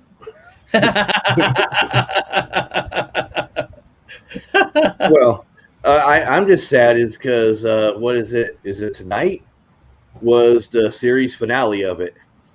So I haven't watched this season of it yet, but yeah, like tonight or tomorrow is like the series finale. It's done, over. You know, it's funny when they had the first episode when I can't remember the daughter's name, but they replaced that one daughter. Oh, I can't stand that. Oh, I can't either. But they made fun of it in the show. Oh, they yeah. did episodes like, weren't you shorter? Wasn't your hair darker? It was like the whole thing. They kept looking at her and saying, weren't you, did you grow taller? So it was really funny because they addressed that fact in the episode. And so we did some research and we're like, well, why didn't she rejoin them? And the reason she didn't rejoin them is because she had obligations, because they weren't doing anything, so she thought it was over, so she went and got other work, and so she had obligations and couldn't make the filming. So it's not because she was mad or they were mad or she got fired or she quit or anything like that. She just couldn't do it because she made obligations. Well, yeah, because you got to remember, because it was on like NBC or something like CBS or whatever. ABC, that's it. It was on ABC. Then it got canceled, and Right. then a year later, Fox picked it up. Yeah. And I actually saw the daughter actually in other movies in between that, you know. Yeah. So she was in *Halt and Catch Fire* too. We saw her there. She was in several episodes. We're like, hey, look, it's the Mandy. That's her name, Yeah. Mandy. So yeah, it's understandable, but Yeah, they could have got I like somebody that a show. little better. Yeah, a little closer to what she looked like. Yeah. Yeah. That let's show makes me see. laugh. Oh yeah. Well, there was one episode where his wife is going for a promotion at work, and she's gonna get it over the other lady who's like a dumpy lady and all that, you know. Yeah. You know what episode I'm talking Yeah, about? I think so. Yeah. Okay. Now I met that lady at one of the conventions because she's the voice of Naruto. Really? Yeah, and when we go up to meet her, you know, everybody's like, "Oh, I love you for Naruto. I like you from Lab Rats," and I'm like, you know, I love that episode on Last Man Standing that you were on. and she looked up. She's like, "I just saw that episode a couple nights ago." She's like, "It's still one of my favorites," but she liked it because I liked something that wasn't kid related. Right. Right. You know? Yeah. But yeah, she thought that was cool that we actually recognized her from that, you know. Yeah. Yeah. No kidding. Yeah, that's cool. What was said, he liked Cora's spin on the different benders, expanding them out more than just the elements alone. Yeah. Well, yeah, well, you always knew that there was more to it, but at the time, you know, of Avatar, they were all being kind of repressed, so Yeah. they couldn't they couldn't expand on what they could do.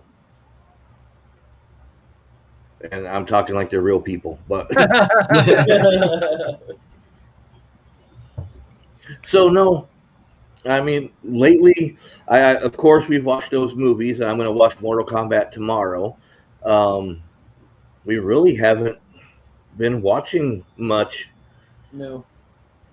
Because 911 just came back after like a month being off because of March Madness.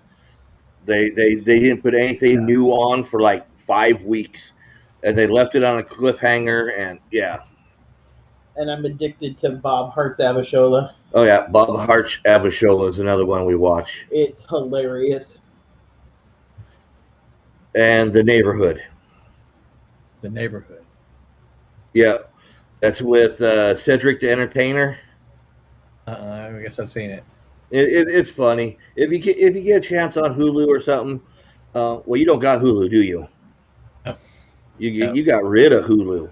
I did, because they made me pay for ads, and I'm like, that made me mad. So you pay $2 more, you don't get ads. yeah, I know, and we may go back and do that, but you have Disney Plus, right? My daughter does. Yes. Oh. So you need to borrow her password. We do. Well, no, because I'm just saying there's a bundle package there that you can do with Hulu, Disney Plus, and all of that. ESPN. So, ESPN. Yeah. Yep. She uses our Netflix, so we use her Disney. How's she liking the new job? I think she's liking it. I think she's liking it quite a bit. She's had a good time and meeting people. I think she's liking Nashville. So I think she's liking it, which is good. That's good. Yeah. See, if I would have known Olo was going to be the last place I saw her for a while, I would have gave her a lot more hell than what I gave her. Well, the thing about it is she's close enough now that we may get to see her some. You know, she can actually make the drive she could make the drive from Los Angeles, but you can make that drive from Nashville. It's a long drive, but you can make it. 9 hours. We know. Yeah. 9 hours. Because we go up to Murfreesboro. That's one of our favorite places to go on vacation. Oh, really? Cool. Yeah. That's within a stone's throw from where she is. Yeah. She's over in the Vanderbilt area in West Nashville. So Yeah, that's what I love. I love the history and stuff, yeah. and Tennessee has a lot of history Oh and yeah. everything. Plus, they have the Parthenon up there. Oh yeah. So Yeah. I me and Trish, we went up there and we were recreating all the Percy Jackson moments at the Parthenon, and people looking at us like we're idiots. It's like, yeah, I'm here because of the movie, damn it. Right. Yeah. You know, I think Netflix is actually either Netflix or Disney Plus is doing another Percy Jackson series, live Disney action. Disney's supposed to be doing it. Yeah, I yeah. hope I hope they do it justice because I've read all the books and everything, and that's one of my favorite series is to read. It's pretty great. Yeah, Well, I I've only always loved. read the first and I'm second, I believe. I love Greek mythology. I love Yes, mythology, whether it's Greek or Roman, Egyptian. I love the mythology of all of yes, them. I'm a big Yeah. fan of that as well. I just got I haven't read it yet, but I just got Neil Gaiman's Norse mythology book where he goes through all of Norse mythology. I've been excited to read that. Oh, that's awesome. Here, hand me that book. That I gotta show you. I gotta show. I'll show both of you down that Well, you one. can't just show one of us, can you? No, I can't. Yeah, that one right there, Trish. Okay, give me a minute. Well, I picked up a book at Goodwill the other day, and now it's a coffee table book. So it's got everything piled on it. Gnome, Oh yeah. Oh, Okay. that's awesome. and it's all about the mythology and stuff with the gnomes and what Wow. Oh, I'd love what that. and it's like that's why I love going to the Goodwill because you never know what you find. Yep. Yep. $2 for that book. I bought Kelsey a book about being a wizard. Yeah. Actually has spells. Oh yeah. You get a sweet deal and you help out a good cause. So Oh yeah. I mean, me and Trish, every once in a while, we like to go to the pawn shops and to the Goodwills just to go see what there are. yeah. Oh, okay. Trish wants me to show off her. I keep telling I'm so myself, proud of this. oh, that's cool. Oh, yeah, that's awesome. You got that at Goodwill too? Yep, this is a Bradford Exchange. Supposed to have a wreath on there, but Trish didn't like the wreath, and it lights up. What? Wow. And it's what? It's Cinderella, Yeah. and it's Yeah. Cinderella and Charming. Prince Charming. She got it for $3.99 at the Goodwill, and it goes for $90 online. Good grief. Yeah. And you just never know what you're gonna find, you know. Nope. I No, know. you My favorite thing I ever got from the Goodwill was the adaptation, the novelization of the 2003 Hulk movie. It was written by Peter David. Right. So Yeah. it was. I remember as a kid watching that movie and not liking it very much because which I do. I watched it again, as an adult, and I was like, oh, I could appreciate this a lot more. What Yeah. they were trying to do. It's But, still not great, but yeah. It's definitely not made for the crowd. I'd say if you go in expecting what you see in the whole comics, you're gonna be disappointed.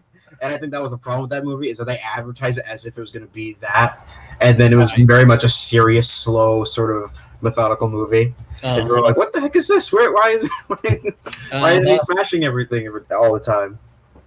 But the novelization is really great. A lot of it takes all those really long moments in the movie where they show you everything and just explains it, and it condenses it into just, I think, the better version. And it's Peter David writing it, so I mean, it's gotta be great. It's hard to go bad with Peter David. Yeah, and then, there's more Marvel characters in the book, of course, like Hank Pym's there. I believe AIM is in it at some point.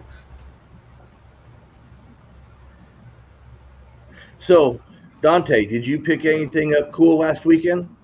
I did, yes. I picked up quite a few cool things. I'd say the prize thing that I got there was the a supersized version of the Superman Fantastic Four crossover. which I do not have with me in here right now, so I couldn't show it off. But it signed by Dan Jurgens, which is pretty that's cool. cool. Yeah. Who had that one? I think Tom. Yeah, I think I got it from Tom. Probably Tom has all that stuff. Yeah. But I I wanted to do the shout out to Tom because he's usually listening in the background, anyways. What's up, Tom? At this time, it's going to be the one time he's not watching, huh? Yeah, right. Yeah, I love that y'all call him the Confather. I think that's perfect. that is Tom. He is the Confather. Oh yeah, and now that name has stuck. So Yes. we said it enough time, it stuck. So Roland, Yes. oh, see, there, Treasury Edition. Glad it went to a good home from Mr. Tom. Yep. Oh. Yep. So those are cool. Yes. Roland, You hear that, did Tommy? You're still listening? Treasury Editions. Let's see. What's up, guys? Tom? How's it going, Tom? How you doing? Now, Roland, have you Yes. read that Wizard of Oz yet? Have you broke the seal on it? I have broke the seal, but I have not read it yet. I got a couple of. I got a couple of things that. Where did it go? Well, shoot, I don't see it right now. But I also got this one of a Kickstarter that I backed. Not Gerber. God. Nexus, yeah, but Mike Barron and Steve Rude. So this is a new Nexus work of theirs. Hold on, keep it up there for a minute. Yeah. Boom, there you go. Yeah. So I'm excited to see this. So because you know that one of my very first published works was in Nexus number 70, right? Yep. Yeah. Yeah. So I'm excited to see this. This was a Kickstarter, and I just got it. So I don't know what I did with. You know what? It's probably in my box right here that I haven't got to. We were weighing stuff, trying to. So we're setting up our store. Well, you don't have to focus on me. I was waiting to see. Yeah. Man, what the heck is it? Where is it? Yeah, I probably set it in on my table in my living room. But I have cracked the seal. And flipped through it. Under my table too. I got comics down there.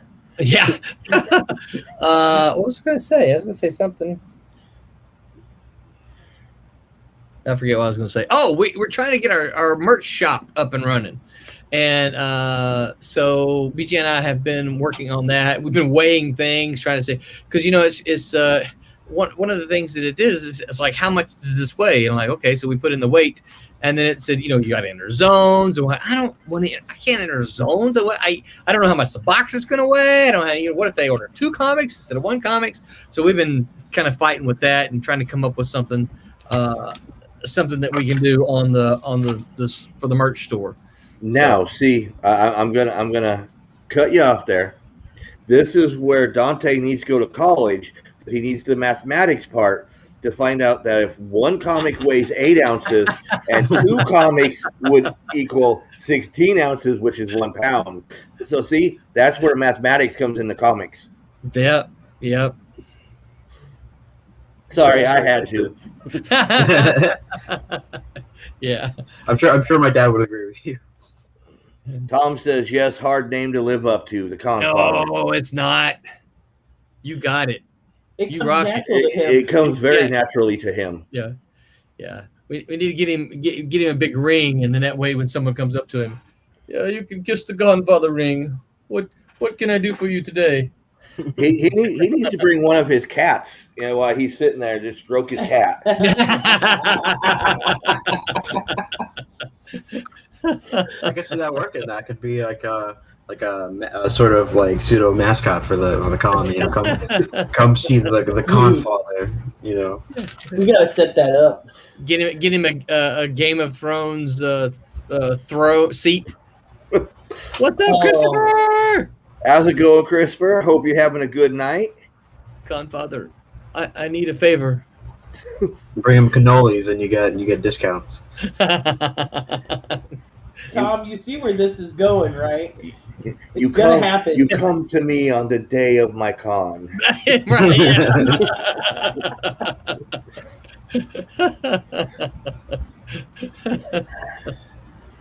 yeah. Christopher's having a good night. That's good. I think everybody should be having a good night. It's Thursday. It's all fun and games. Tomorrow is Friday. Woohoo. So it is Friday Junior, as some people call it. And I'm almost out of Coke. Look at that. I You need a know. little, it would have lasted longer with a little bit of rum in it. A little bit of rum in it. It If probably it's would cheap, it have. wouldn't take as long. Oh, no, but see, if it was me, it would have been gone like that with rum in it. Yeah. Yeah. It's with the rum in it, it's not sip and drink anymore. Right? Well, some people would sip and drink if you add rum to it. That would be me. Well, that would be Roland too, because he doesn't drink. So he True. might take a little sip and act like he's drinking the whole show. But since he doesn't drink, now Dante, he can't drink because he's under 21. Yes, we're putting it out that he's only drinking Pepsi. He's drinking Pepsi. Still in the container. Yes. See, that's what I like. A lot of people. Oh, I can't be on your show. I don't drink alcohol. It's like my show doesn't say drinking alcohol with OCD. It just says drinking with. Drinking, yeah. But see, you missed Dante, because Roland used to say that same thing. But I don't drink alcohol. I'm like, but you drink Coke, so let's have a Coke. Yeah. I think I told Dante about the very first time I did Yes. the show. I went over to your house and y'all had the great big Coke and said, I'm drinking, and you weren't drinking Coke. What were you drinking? You were drinking Right, alcohol of some sort. No, you didn't drink alcohol. Oh, You no. were drinking, No, because you don't drink. yeah, so you were I drinking. didn't drink. Do you drink Dr. Pepper? No, it's probably cherry Coke. Maybe you said I'm drinking cherry Coke in your honor. Yeah. And I'm like, oh, well, what the heck? That's so cool. So yeah, it was very nice. Very nice. Oh, Mr. Kid. Meant the world to me. Well, it's one of those that I'm not going to drink alcohol in front of you if you're not drinking it. You know, that's kind of rude. Yeah. Well, I appreciated it and noticed it and took note of it, and yeah, it was fun. And then the next time you were on the show, we were in a comic book store. Yep. And then we were harassing people that night. Yeah, yelling at them from out in the mall hallway. Hey, but we got somebody to back your book at the time. Yes, though. we did. That's all that mattered. Yep. It works. It works. Hey, it did its job. Yeah. One backer is better than no backers. Absolutely. One What we got? backer is one we didn't have. Got Graven saying, "Hey guys, What's I up, feel like I just Graven? saw you rock stars." Graven? How's it What going, up? Graven? It's been a long time since I saw Graven. What, like 5 whole days? I was gonna say, yeah, he just said he saw us, yeah. Yeah. And Roland's trying to. When did I see him? I saw him on Saturday. Saturday. Yeah, Saturday. See, Yeah. okay, intern, you're supposed to finish his sentence for him. He did. He had it. He had my back. That's good. That's good. So, what? Okay, I'm gonna get back onto the intern thing. What? This is how the show goes, Dante. We go everywhere. I'm all for it. So, what's the funnest part of being an intern with Silverline? I'd say, of course, interacting with everybody, getting to know everybody. People who've been experienced in, the world of comics. And also just, especially now what I do with the social media is creating content and just trying to overcome the challenge of not repeating myself. and trying to make new things. If you see the like the Facebook post or the Twitter post, I've been trying to get creative with what do I do with say cat or mouse or K-list or something like. How do I present it differently than the last time that I did it? The challenge of it, I think. Yeah, it's very hard when you're putting that stuff out, not to repeat yourself, or unlike me, who says awesome in every post I put out. That's a little trademark. If it says awesome, I'm the one who did that post. Now we're all going to start responding to you. Awesome. Go ahead. I mean, and Graven says it's going good. Woo-woo. Glad to hear that. Yeah. It was good seeing you and the family. Graven, how many pages you got done? I need to know. We talked about it. We talked about it on Saturday. How many pages you got done? Come on. Graven grilled on the show. He's like, I'm gonna see him. He's like, oh, I must have got off the show before I heard that question. It's okay. You can take, after we're done, you can go and forward this over to his personal site. And right on the point where I asked the question, right? Yep. Yeah, right. So send me it. I can cut that together for you, Roy. There you go. Get your money's worth out of him. Yeah. And Graven says, ha-ha. Yeah. Uh-huh. And it's not just a ha-ha, it's a ha-ha. I know. Not an answer. That's no answer. That's no answer. Look at the intern calling him out. I know, intern going after. Look at that. I'm telling you. Watch out, Graven. Dante's coming for you. All of a sudden, Graven's gonna get a knock at his door. Where's the pages? He never answered. That's a part of the. I want my pages. So speaking of that, have I ever told y'all the story of one of our assistant editors going to pick up pages from an artist? Nope. And okay, so I'm not going to mention it because we're live. I'm not going to mention the artist's name. But when I was at Malibu, this particular artist lived fairly close, and he was a painter. And so he usually delivered all of his pages to us. He would just bring them, and they were big pages, right? And because he drew them on an easel and everything, and he would just bring them in. Sometimes, because he was so close, we would go get them. And this one particular, we would usually send, our the editorial assistants are usually the ones that would go get them. And this particular, you just knocked Grover down, man, dude, come on. Anyway, so one time we didn't have any editorial assistants to go, so I had to send my assistant editor, who at the time was Mike Brown, and so Mike Brown goes to pick up the pages, and he comes back, and he's white as a sheet, right? He's just pale as the white around the screen, right? And I'm like, dude, what's wrong? He goes, I got the pages from artist, and I'm like, yeah. He goes, but why? He goes, don't ever send me again. I'm like, why? What's wrong? He said, well, I went up to the front door, and he said there was the driveway going along the side back to like a garage thing. He goes, I knocked on the front door, and I knocked again louder, and he goes, I finally heard a voice calling from around saying, I'm around back, right? So he says, I walked down the driveway, and there was an open door that led into a little an area he had set up as a studio. And he goes, he saw me coming, and he goes, I couldn't really see in because it was dark. And he says, I'm inside, come on in. He said, I took 2 steps up the little steps and into the door. And he goes, and there the artist was drawing buck naked. And he said, oh, you're here for the pages? And he said, yeah. And he said, so you got to see me on this one, right? So he got up. He says he gets up from his chair, and he says, so he gets up from his chair, and he walks to him like this.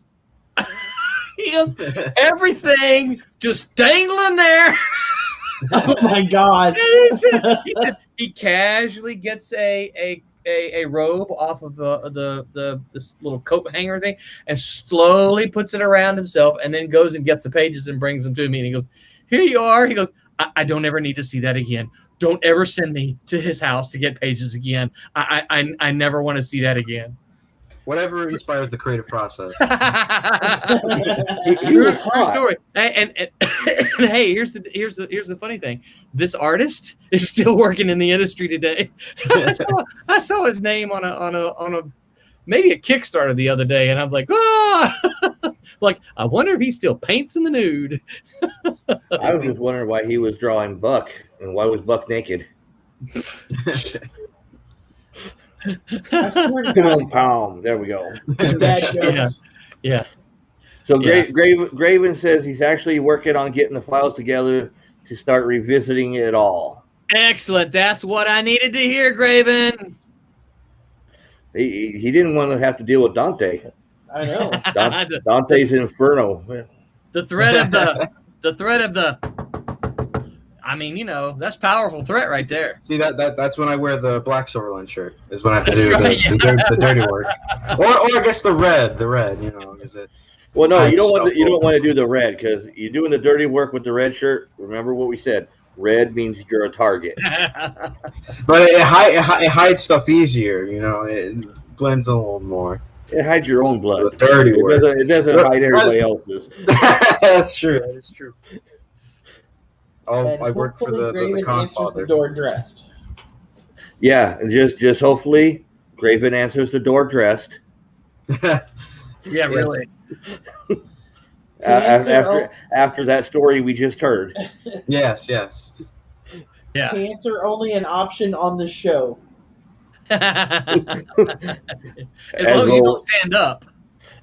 Well, that's why we know. That's why you click the camera off when you go to stand up. No, it's so that you don't see my lily white legs. See, they're white.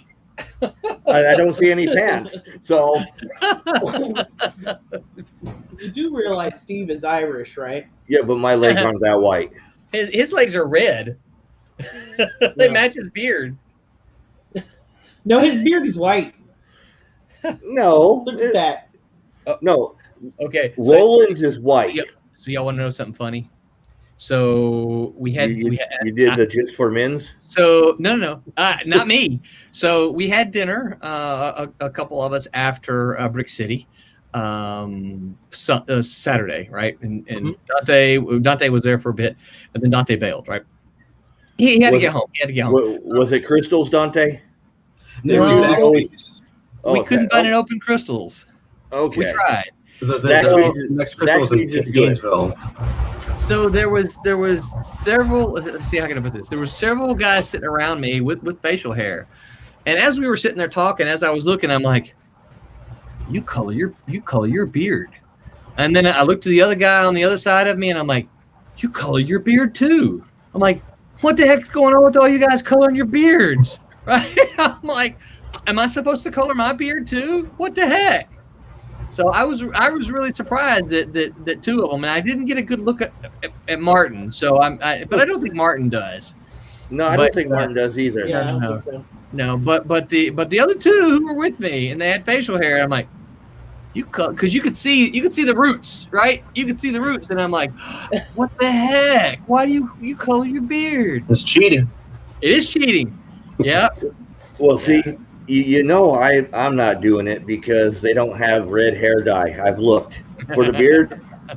Yeah.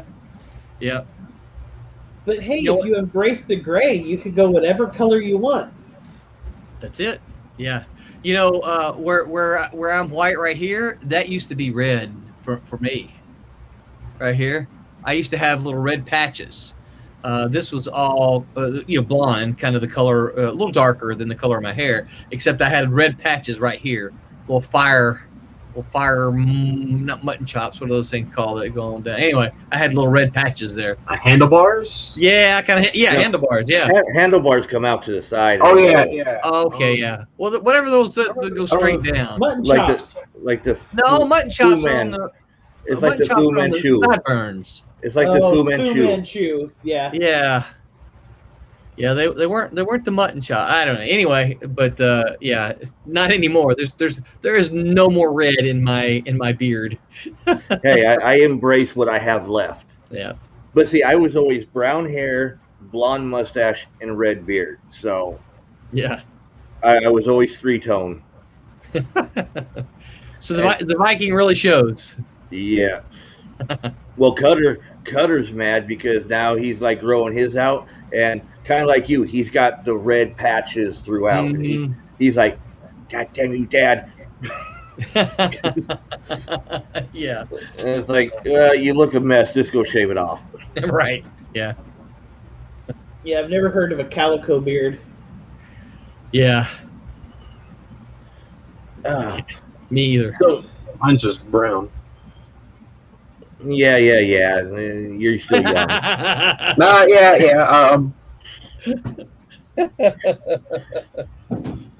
You just when did you turn 20? In February. So yeah, A you few months just ago. barely turned 20. So yeah, you're very young. Yes, like I know for a fact. I can tell already. I'm gonna be balding at some point in the future, maybe in a few years. Well, that process will start. That's a Hey, receding nah, it's just a receding hairline. You'll still have hair, man. Trust me. I have some. I that's what I got. Trish tells me I'm going bald all the time. I tell her, look at your bald spot on top. I don't have a bald spot. I'm just gray, very gray at a young age. My I think I may have told you this before. I got an uncle who was gray-headed, solid gray-headed at 17. Yeah. That's her. Trish? Oh, really? Yeah, Yeah. I found my first gray hair at 18, Wow. and then Kelsey thought it was funny to make fun of me until she started finding gray hairs at 18. Yeah, right. Yeah. I got a few. That's what you get. That is what you get. Yeah, but I got that same thing, man. Let's see. See, I got it where it recedes there and there. Yeah. But Oh, the hat, by the way. oh, thank you. Yeah. Dante, he's got a cooler hat that had Make Mine Silverline on it. Oh, I actually would really want a Silverline hat. Yeah. 'Cause I wear Yeah. hats all the time. No, I have an electronic hat that I can Yes. write whatever I want on it. electronic? Yeah, Oh, it's yeah. really cool. We actually have tried to price out some hats. We can't find any that we feel are decent hats for a reasonable price. Hmm. You know, so but we're still looking though because we like hats. I'll be the first one to put up the money for it because I wear hats all the time. I got hats here. Really, I I'm not seeing a hat on. I don't see a hat, man. I have a few hats. I can go get some. Maybe we'll get one real quick. Trucker hat. Roland. Well, Roland has a true trucker hat because he is from the yeah. South. Yeah, it's my uncle's company. Arkansas. That's the only hat. That's the only hat I have in here that I can show on your stream. No, I have You got the one with the boobies on it. He does. My daughter gave me one that said, I think it says Bahama Daddy, Bahama Papa, or something like that. I can't remember. He's showing you his hat. I know. I'm looking at the hats. I break for cryptids. That's awesome. I like that one. Monsters. Cool. this one's probably There my you favorite go. one. Cool. Oh, so are you a cryptid guy? Yes, I am. Oh, I Big like fan you. of cryptids. I actually wanted one of the first jobs I ever wanted as a kid was to be a cryptozoologist. Okay. That would be I don't- awesome. Somebody tell me what cryptids are. A cryptid is like Bigfoot, Mothman, the Loch Ness Oh. Monster, sort Yeah, of yeah. the undiscovered sort of American Legends of Right. Monsters. That An X-Files kind of guy. Yes. Yeah, okay. Cryptozoology is the study of such things. Cool. Very cool. Yes. So I'm actually working on a script for a comic about the Mothman. So hopefully, Wow. you guys will be able to see sometime in the future. Now is that the one for Marcus? No, this is going to be a project that either I'm going to do my own, or if potentially another publisher, maybe even Silverline, wants to pick up. We'll see. I got to get scripts together. But Yeah, I'm up there. cool. Very That's cool. Thank you. There is a cryptid museum in Portland, Maine. Yes, I want to go there someday. I want to Yeah. go there as well. I want to go to Roswell one day, and hopefully this year, if they don't cancel it, I want to go to the Mothman Festival in Point Pleasant. That's cool. I just want to go to Salem. I had a friend who That'd be- taught at the community college in Roswell up until last year. Oh, really? Yeah, yep. That's awesome. Yep. He was there for a couple of years, but now he's in Kansas City, I think. I guess I should change the hat. Kansas City, Missouri, or Kansas City, Kansas? I don't know which. I'm not sure. The only thing I know is that he said I could stay with him if I could get myself invited to a convention up there. So I got a place to stay if I can get invited to a convention at Kansas. So Oh, that's great. yeah. That's so Almost exciting. Superman. Yeah, this is my newest hat. So I picked this up at for when I went to Arkansas to visit my family for my parents' birthday. Yeah, it's a you said it's a trucker's hat. It's a farmer's hat. I mean, you can see that's what my uncle does. He's a land leveler. So I'm from Nebraska. yeah, I'm from farm town in Colorado, and Yeah. that doesn't look dirty enough to be a farmer's hat. Right. I just got it. And I'm not a farmer. My family is. That's one of the projects I'm working on as the intern, is to start the new Silverline farming processing plant. Oh, there we go. See, Soon you'll be able to get your own. We'll have a Kickstarter for Silverline eggs and milk. And it'll be From farm to table, right? Mhm. I knew Make how mine to drive a Silverline. tractor before I knew how to drive a car. Now I can't drive a tractor now, but You're not one of the new I don't think he heard you. I did. I heard. Oh. I was trying to think. I drove tractors when I was young too, but I also learned to drive a vehicle at a very young age. I was driving when I was like 13. That's young. Okay. Uh, He's not from a farm town. yeah, I didn't drive cars, but I drove the 3-wheelers and the tractor and stuff. well, we had to have the horse and buggy. Well, yeah, your day and age. No. No, my grandfather, he had an old farmall that I drove. And I didn't drive more of the newer tractors. And I didn't do that. I mean, I didn't grow up on the farm, but it was whenever I went home, whenever I went to visit in the summers, is when he would stick me on a tractor, and I'd get to, back then it was cool. I was like, yeah, I'm driving a tractor. Look at me. It's still cool. I'm getting a redneck. That's right. Yeah. Well, that was back in the days where whoever happened to be on the farm that day that things needed to be done, they had to do it. Right. Everybody pitched in. Yes. Dante's going dark. Now he just bleached himself. Yeah, that's the problem with my setup, is that if there's any white on my screen, immediately just illuminates me like a angel, Like a ghost. a ghost. Yes, as well. A cryptid. Cryptid. There you go. Yes. The Hospskin Goblin. Hospskin Goblin. It's a cryptid. It's a very Cryptid currency? Oh, wait, that's cryptocurrency. Cryptocurrency. Okay. Yeah. the trade Bigfoot prints as currency. Yeah, that'd work. Yeah. I want to try to get into that cryptocurrency, but I don't know enough about it. I know that some people who got into it really early now are just like Banking. billionaires now. Yeah. Out of nowhere. Yeah.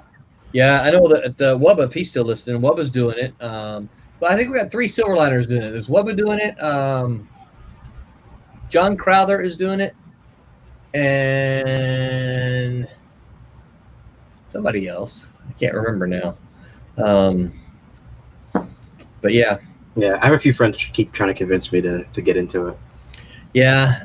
It's one of those things like I want to do it, but I don't really know how to go Yeah, about it. where to do it seems daunting, you know. They're kind Yes. of like, You just go to some place that sells stocks, say, I want to put this much money into it, and they say, okay, here you go, I'm taking your money. yep. Yeah. And then you sit there and you watch it rise up, and you, oh, look at this, and then the next day, boom, it'll drop. Crashes. Yeah. That's one of the reasons I've never done stocks, because I've never understood them. Yeah. Well, I just tell everybody, because I dabble with it a little bit, but only put up money you're willing to lose. Right. Yeah. You And that's know? part of my problems. I'm not really willing to lose any of my money at this point in time. It's like I need it all. Well, I look at it this way: like what I invest is okay. So this week I won't go get a comic book, and I put that into it. That's But a if it, discipline I don't have yet. but here's the thing. Now, if it pays off, I can go buy 5 comic books. Yeah, Yes. that's right. That's true. But see, my problem would be is I'd say instead of the comic book, I'll do this, and I'll do the thing, and then I'll go get a comic book anyway. You're Well, right. I do anyways. It doesn't He matter. does. I just look at Trish. Do I got this much that I can spend? She's like, yeah. What are you doing? And I tell her, don't worry about it. or I thought you said, Trish, can you go deliver some groceries? Yeah, Yeah, that's I do that too. But see, I don't have to do that now because I got a better paying job. Okay. All right. Gotcha. She's like, thank goodness. I got tired of delivering groceries. Oh no, she got pissed. She's happy Olo is done, so she can go back to delivering groceries. Oh, I gotcha. Sort of. Well, So she- is there? I enjoyed the being able to come straight home from work. Yeah.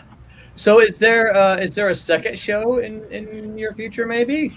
we're trying. We're trying. The venue is being asses right now, so we might have to find a new venue. Okay. Which sucks because it was. Which sucks because we love that venue. You know Yeah. how much we love that venue, but they're trying to say they're already booked out a year in advance Ooh. for every month.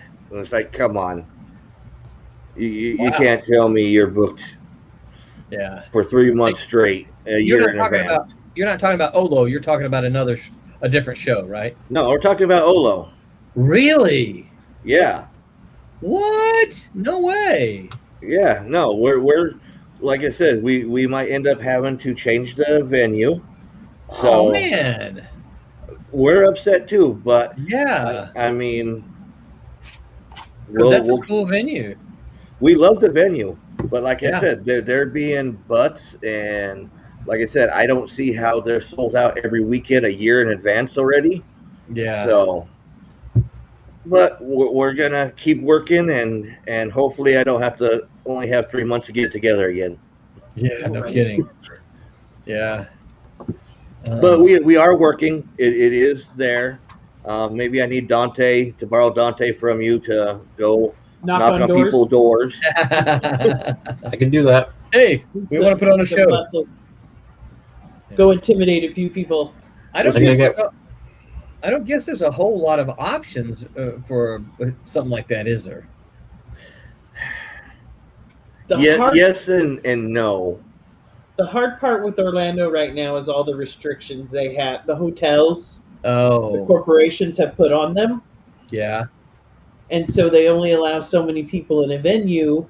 And by the time you get your vendors, you've reached Right. that limit. You can't even have Whoa. somebody walk in the door. Well, you can't make money that way. No. And like what you just say, can't make money. We're not actually looking to make money. All we're looking is to make enough that we can invest into the next show. Well, yeah, you're looking to not lose money. Exactly. Yeah. No, and I totally get that. You don't want to lose money. And I blame myself because I got too happy with the venue. Yeah. I got too happy with how the show turned out. Yeah. So, I kind of jinxed it. So, or I say Dante jinxed it because he showed it his first show. Yeah, there you go.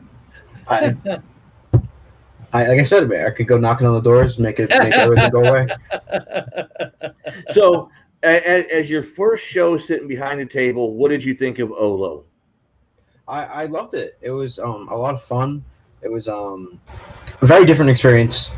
I wouldn't say very. It's a quite a different experience being behind the booth. Before I've gone to plenty of small cons where you walk around and you kind of look around everything.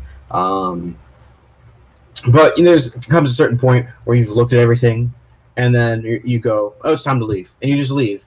But being there and having to be there for the whole time, it allowed me to see all the small minor details that I'd missed as a guest to a convention. Just how like the booths work or how they run or how different people run their booths differently.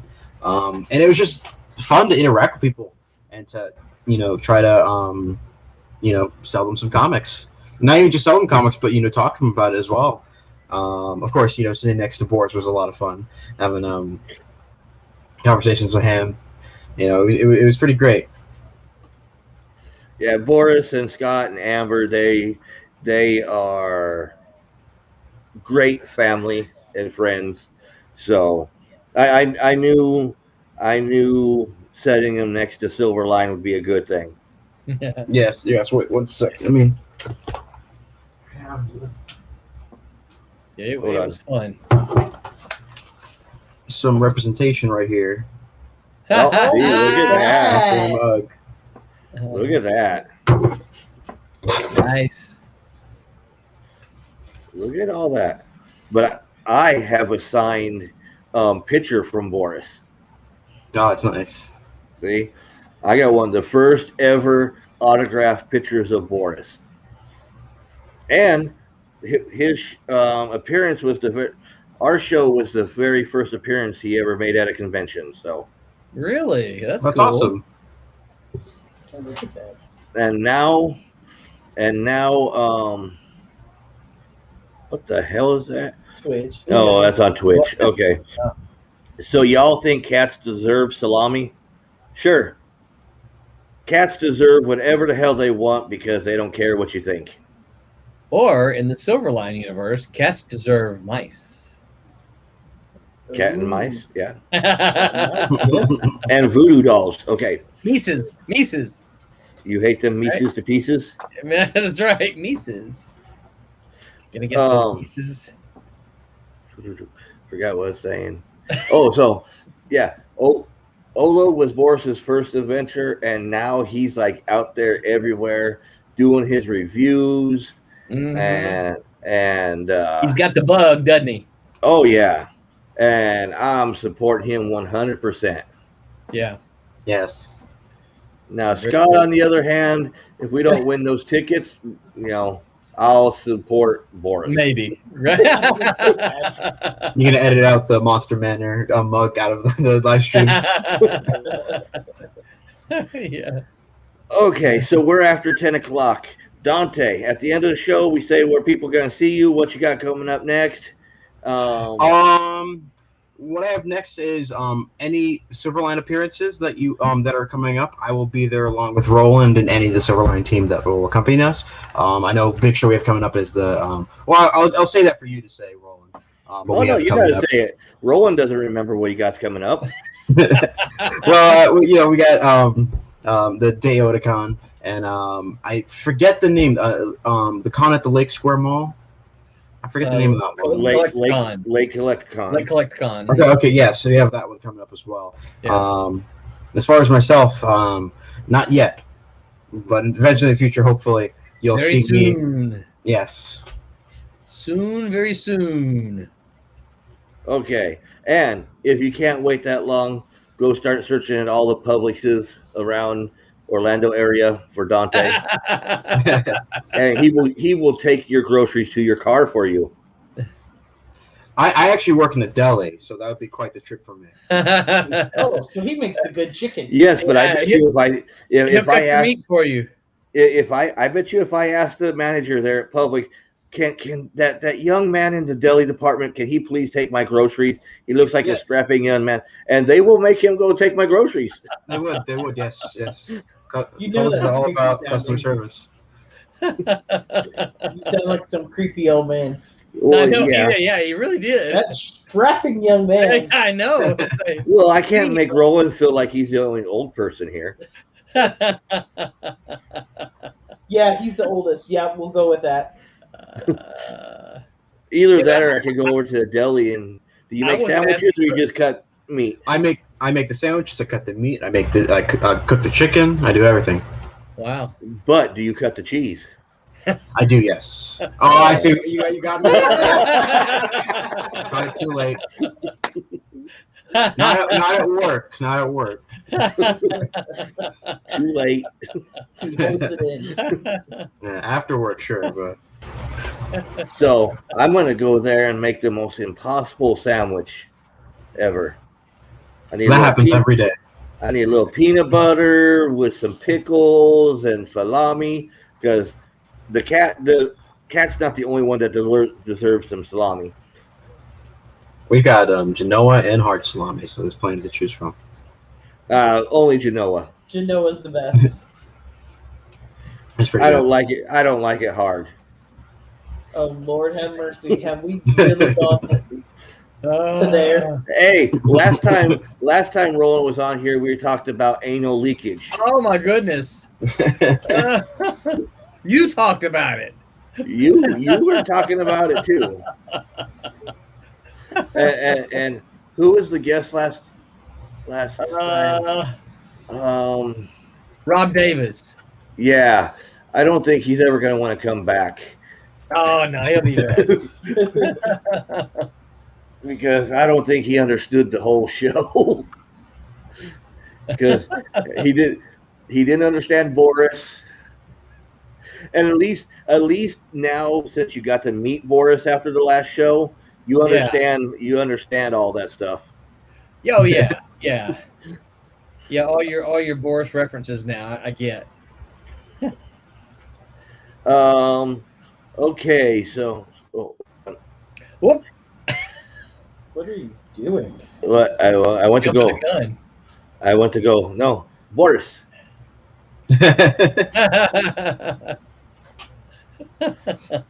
No, I have a Boris video and I have a Boris picture, and I hit the video instead of picture real quick. Okay, so Roland, where would you like to add? Yeah, I think that Dante hit it all. The only thing is that I have just added, actually as just today, or yesterday, I added Suncoast Comic Con. I am going to be at Suncoast, and I'm not sure who's going to be there with me yet, but hopefully within the week I should know. You want to go, Dante? Of course, any con I can go to. So I think I know who's going to go, but it's a 2-day show down in Bradenton. I've never been down there, so I don't know the convention. But I met Carrie at your show at Olo, and so that's how that came about. Nice. Cool. Yes, very nice. That's good. That's what it's all about. It is. Yep. So looking forward to that. Okay. And that will be on. I'm sorry, I didn't give you the dates. That will be on May 29th and the 30th. Mm-hmm. Yeah. Oh, look at that! He was up on top of that. He was already Googling Suncoast Comic Con. I gotta make sure I take those days off for work. They just changed the dates of how when I can actually request times off. So I need to, as soon as I know a date, I gotta get it in there. Yeah. And then the very next week is Late Collecticon, the very next Sunday. So, it looks like that's about a month and some. So it'll be fun. So we gonna have any Kickstarters within this next month? Yep. Our next Kickstarter launches on May the 13th. Now we haven't fulfilled this last one yet, so. Tommy, the last I heard from Kablam, he said probably will get books this time next week. So I'm looking to get books around the 29th or 30th, and then I should be able to ship them out probably then that the 3rd through the 8th, 3rd through the 7th. For the overwhelming majority of them, I still am waiting from some art from some of the artists to ship to me. Then tell Aaron get his ass moving. yeah. I'll clip this little part here and send this to him. I want my Godzilla, dang it. That's right. And then May the 13th, we'll be launching our next Kickstarter. That is cool. And Tom says cool. He'll be set up at Suncoast as well. Oh, cool.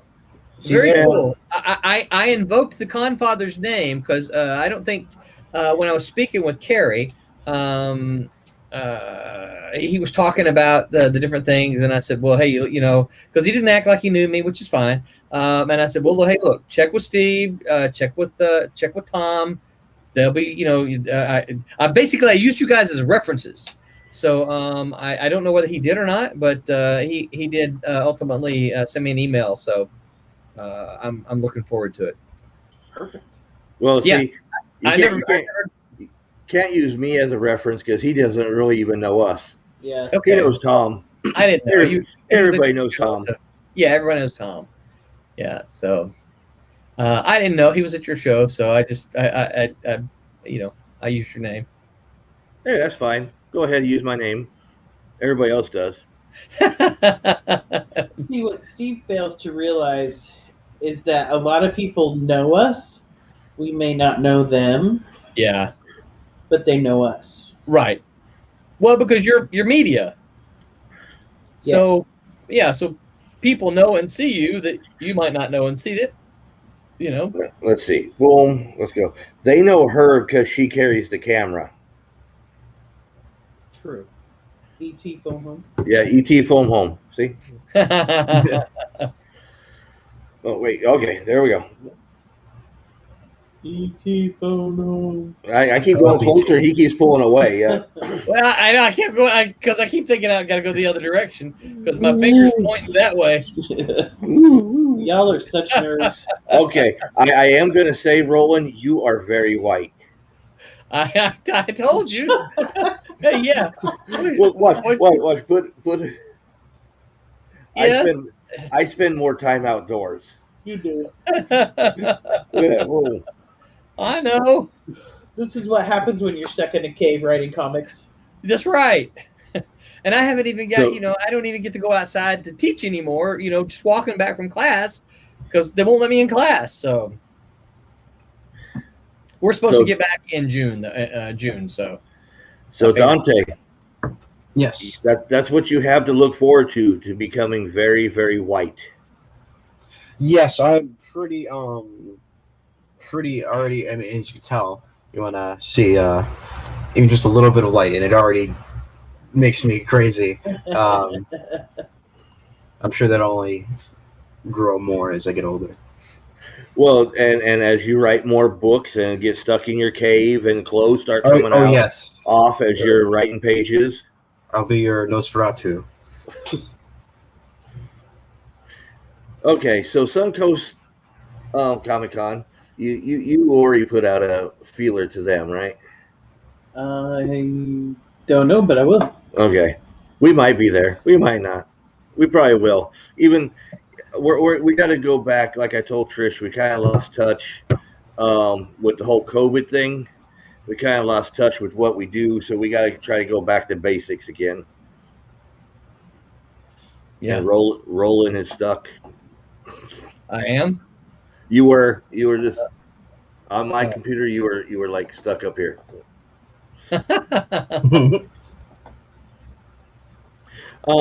Okay, so for us, we will be at Comic Fest at the mall up in Ocala again this weekend. Woo-hoo!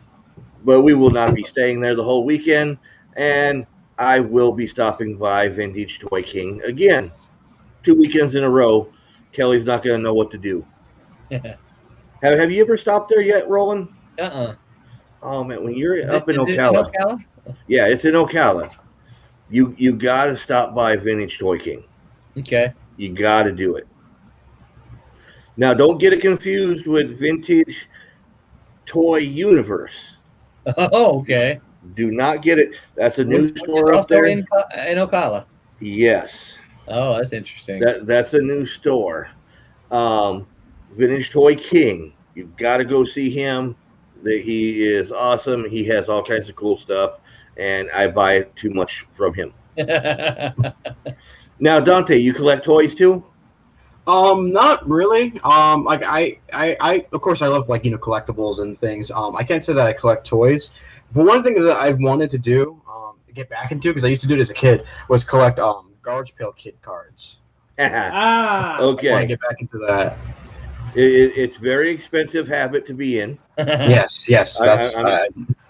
I'm just telling you now because I do collect them.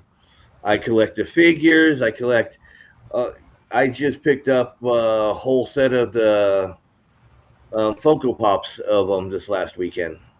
I've seen a few of those. I collect a lot. Well, you can ask Roland. I collect everything. Yeah. My house is a somewhat museum. Let's see. Yeah. Let's see if I can just show you one little up in there. I see. Yeah, we got Superman. We got Sock Monkey. Well, Hard up to make there, some things out. yeah. Well, that's because I'm kind of far away from it. But I have the whole DC showcased artist collection of okay. Batman, Joker, Killer Croc, and Two-Face. Those are all of the Jim Lee ones, right? No, this one is here. You hand me the box, Trish. Almost called you Kelsey. I collect Godzilla stuff. I collect Funkos. Anything Punisher. Like you saw all the Funkos up on the side that were up there. That's I've all got a few. That's all the Teenage Mutant Ninja Turtles of this latest series. I got some from the original. When Trish hands me the box, I'll show you. It's not the Jim Lee ones. Got Owlman. Yeah. See, I'm gonna go to PT. solo. I'm gonna go to solo layout so you can see it. Oh, that's awesome. And I'll show you the back so you can see. I finally got the whole set. Oh, okay. Yeah, Joker, Killer Croc. Oh, yeah. That's awesome. It's the first time I actually completed a whole set of statues, and it's the James Groman artist rendition of them. That's awesome. When I saw them on the shelf, I kind of thought for a second they were the Toxic Crusaders. Oh yeah, no, that's his version, James Groman's version of Batman and all them. But yeah, you gotta love Hot Cash from Hot Topic. See, I never know if Roland's frozen or if he just like, when is this show gonna ever end? I know. I have a monitor up there. So I can look up there. See, he got Ash versus the Living Dead. Yeah, I got a Blue Beetle and Booster Gold. Yep, I got them still in box. Owlman. See, I'm a collector's worst nightmare. I like to take things out of boxes. No, but here's the thing. If you can't take them out of the box to enjoy, then why are you buying them? Yeah, that's how I feel. On some stuff, I'll buy two of the same, so I can keep one in the box while I can play with the other. Yeah. You know, my Godzillas come out of the box and get set up. Let's see. Let me see if you can see over on this way.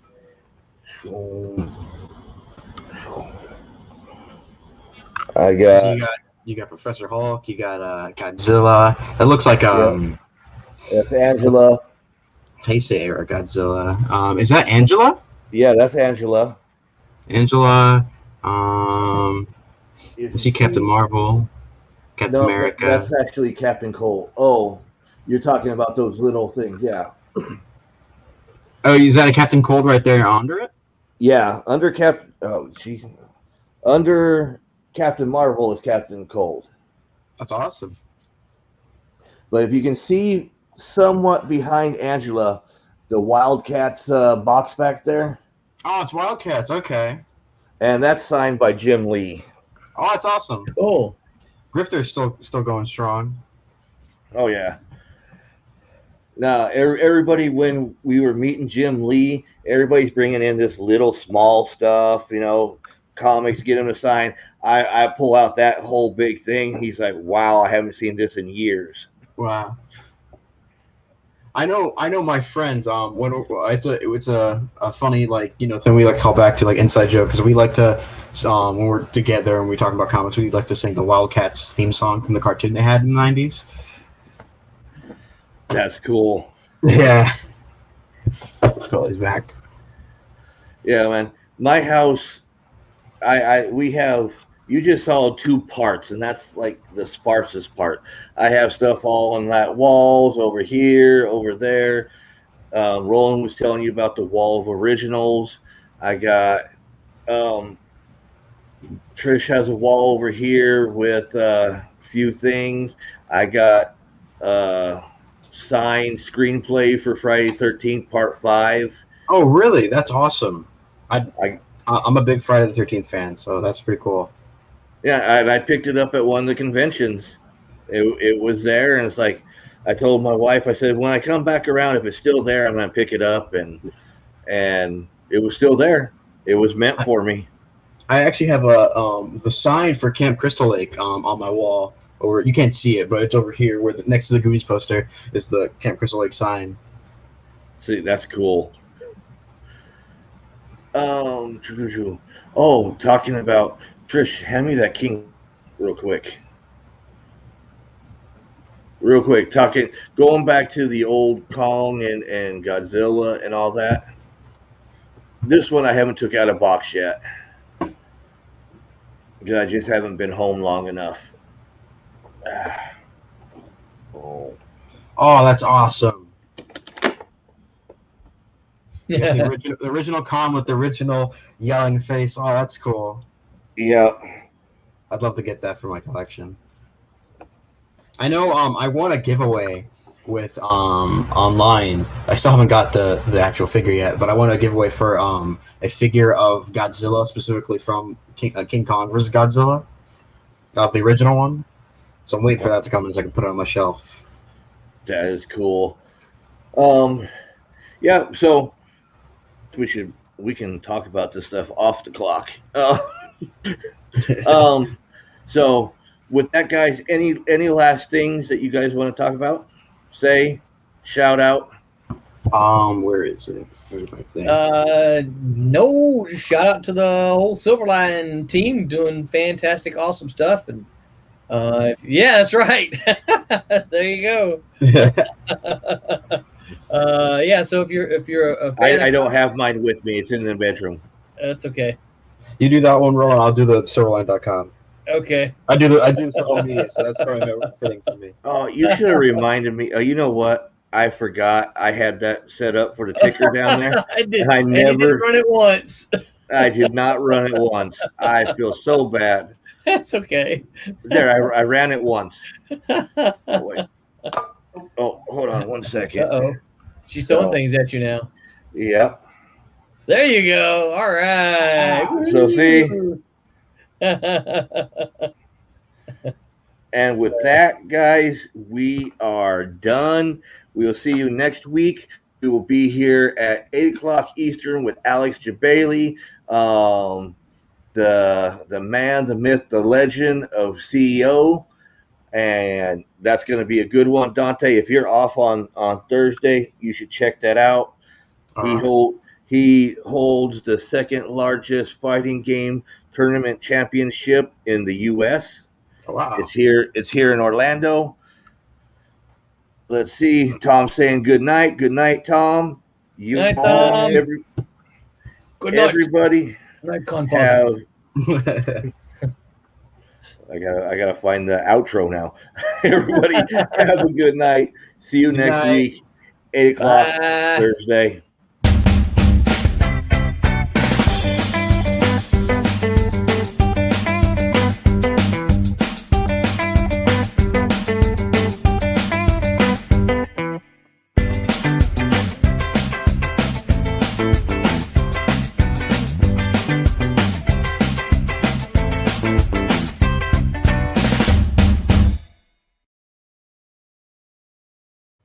Woot woot. Do.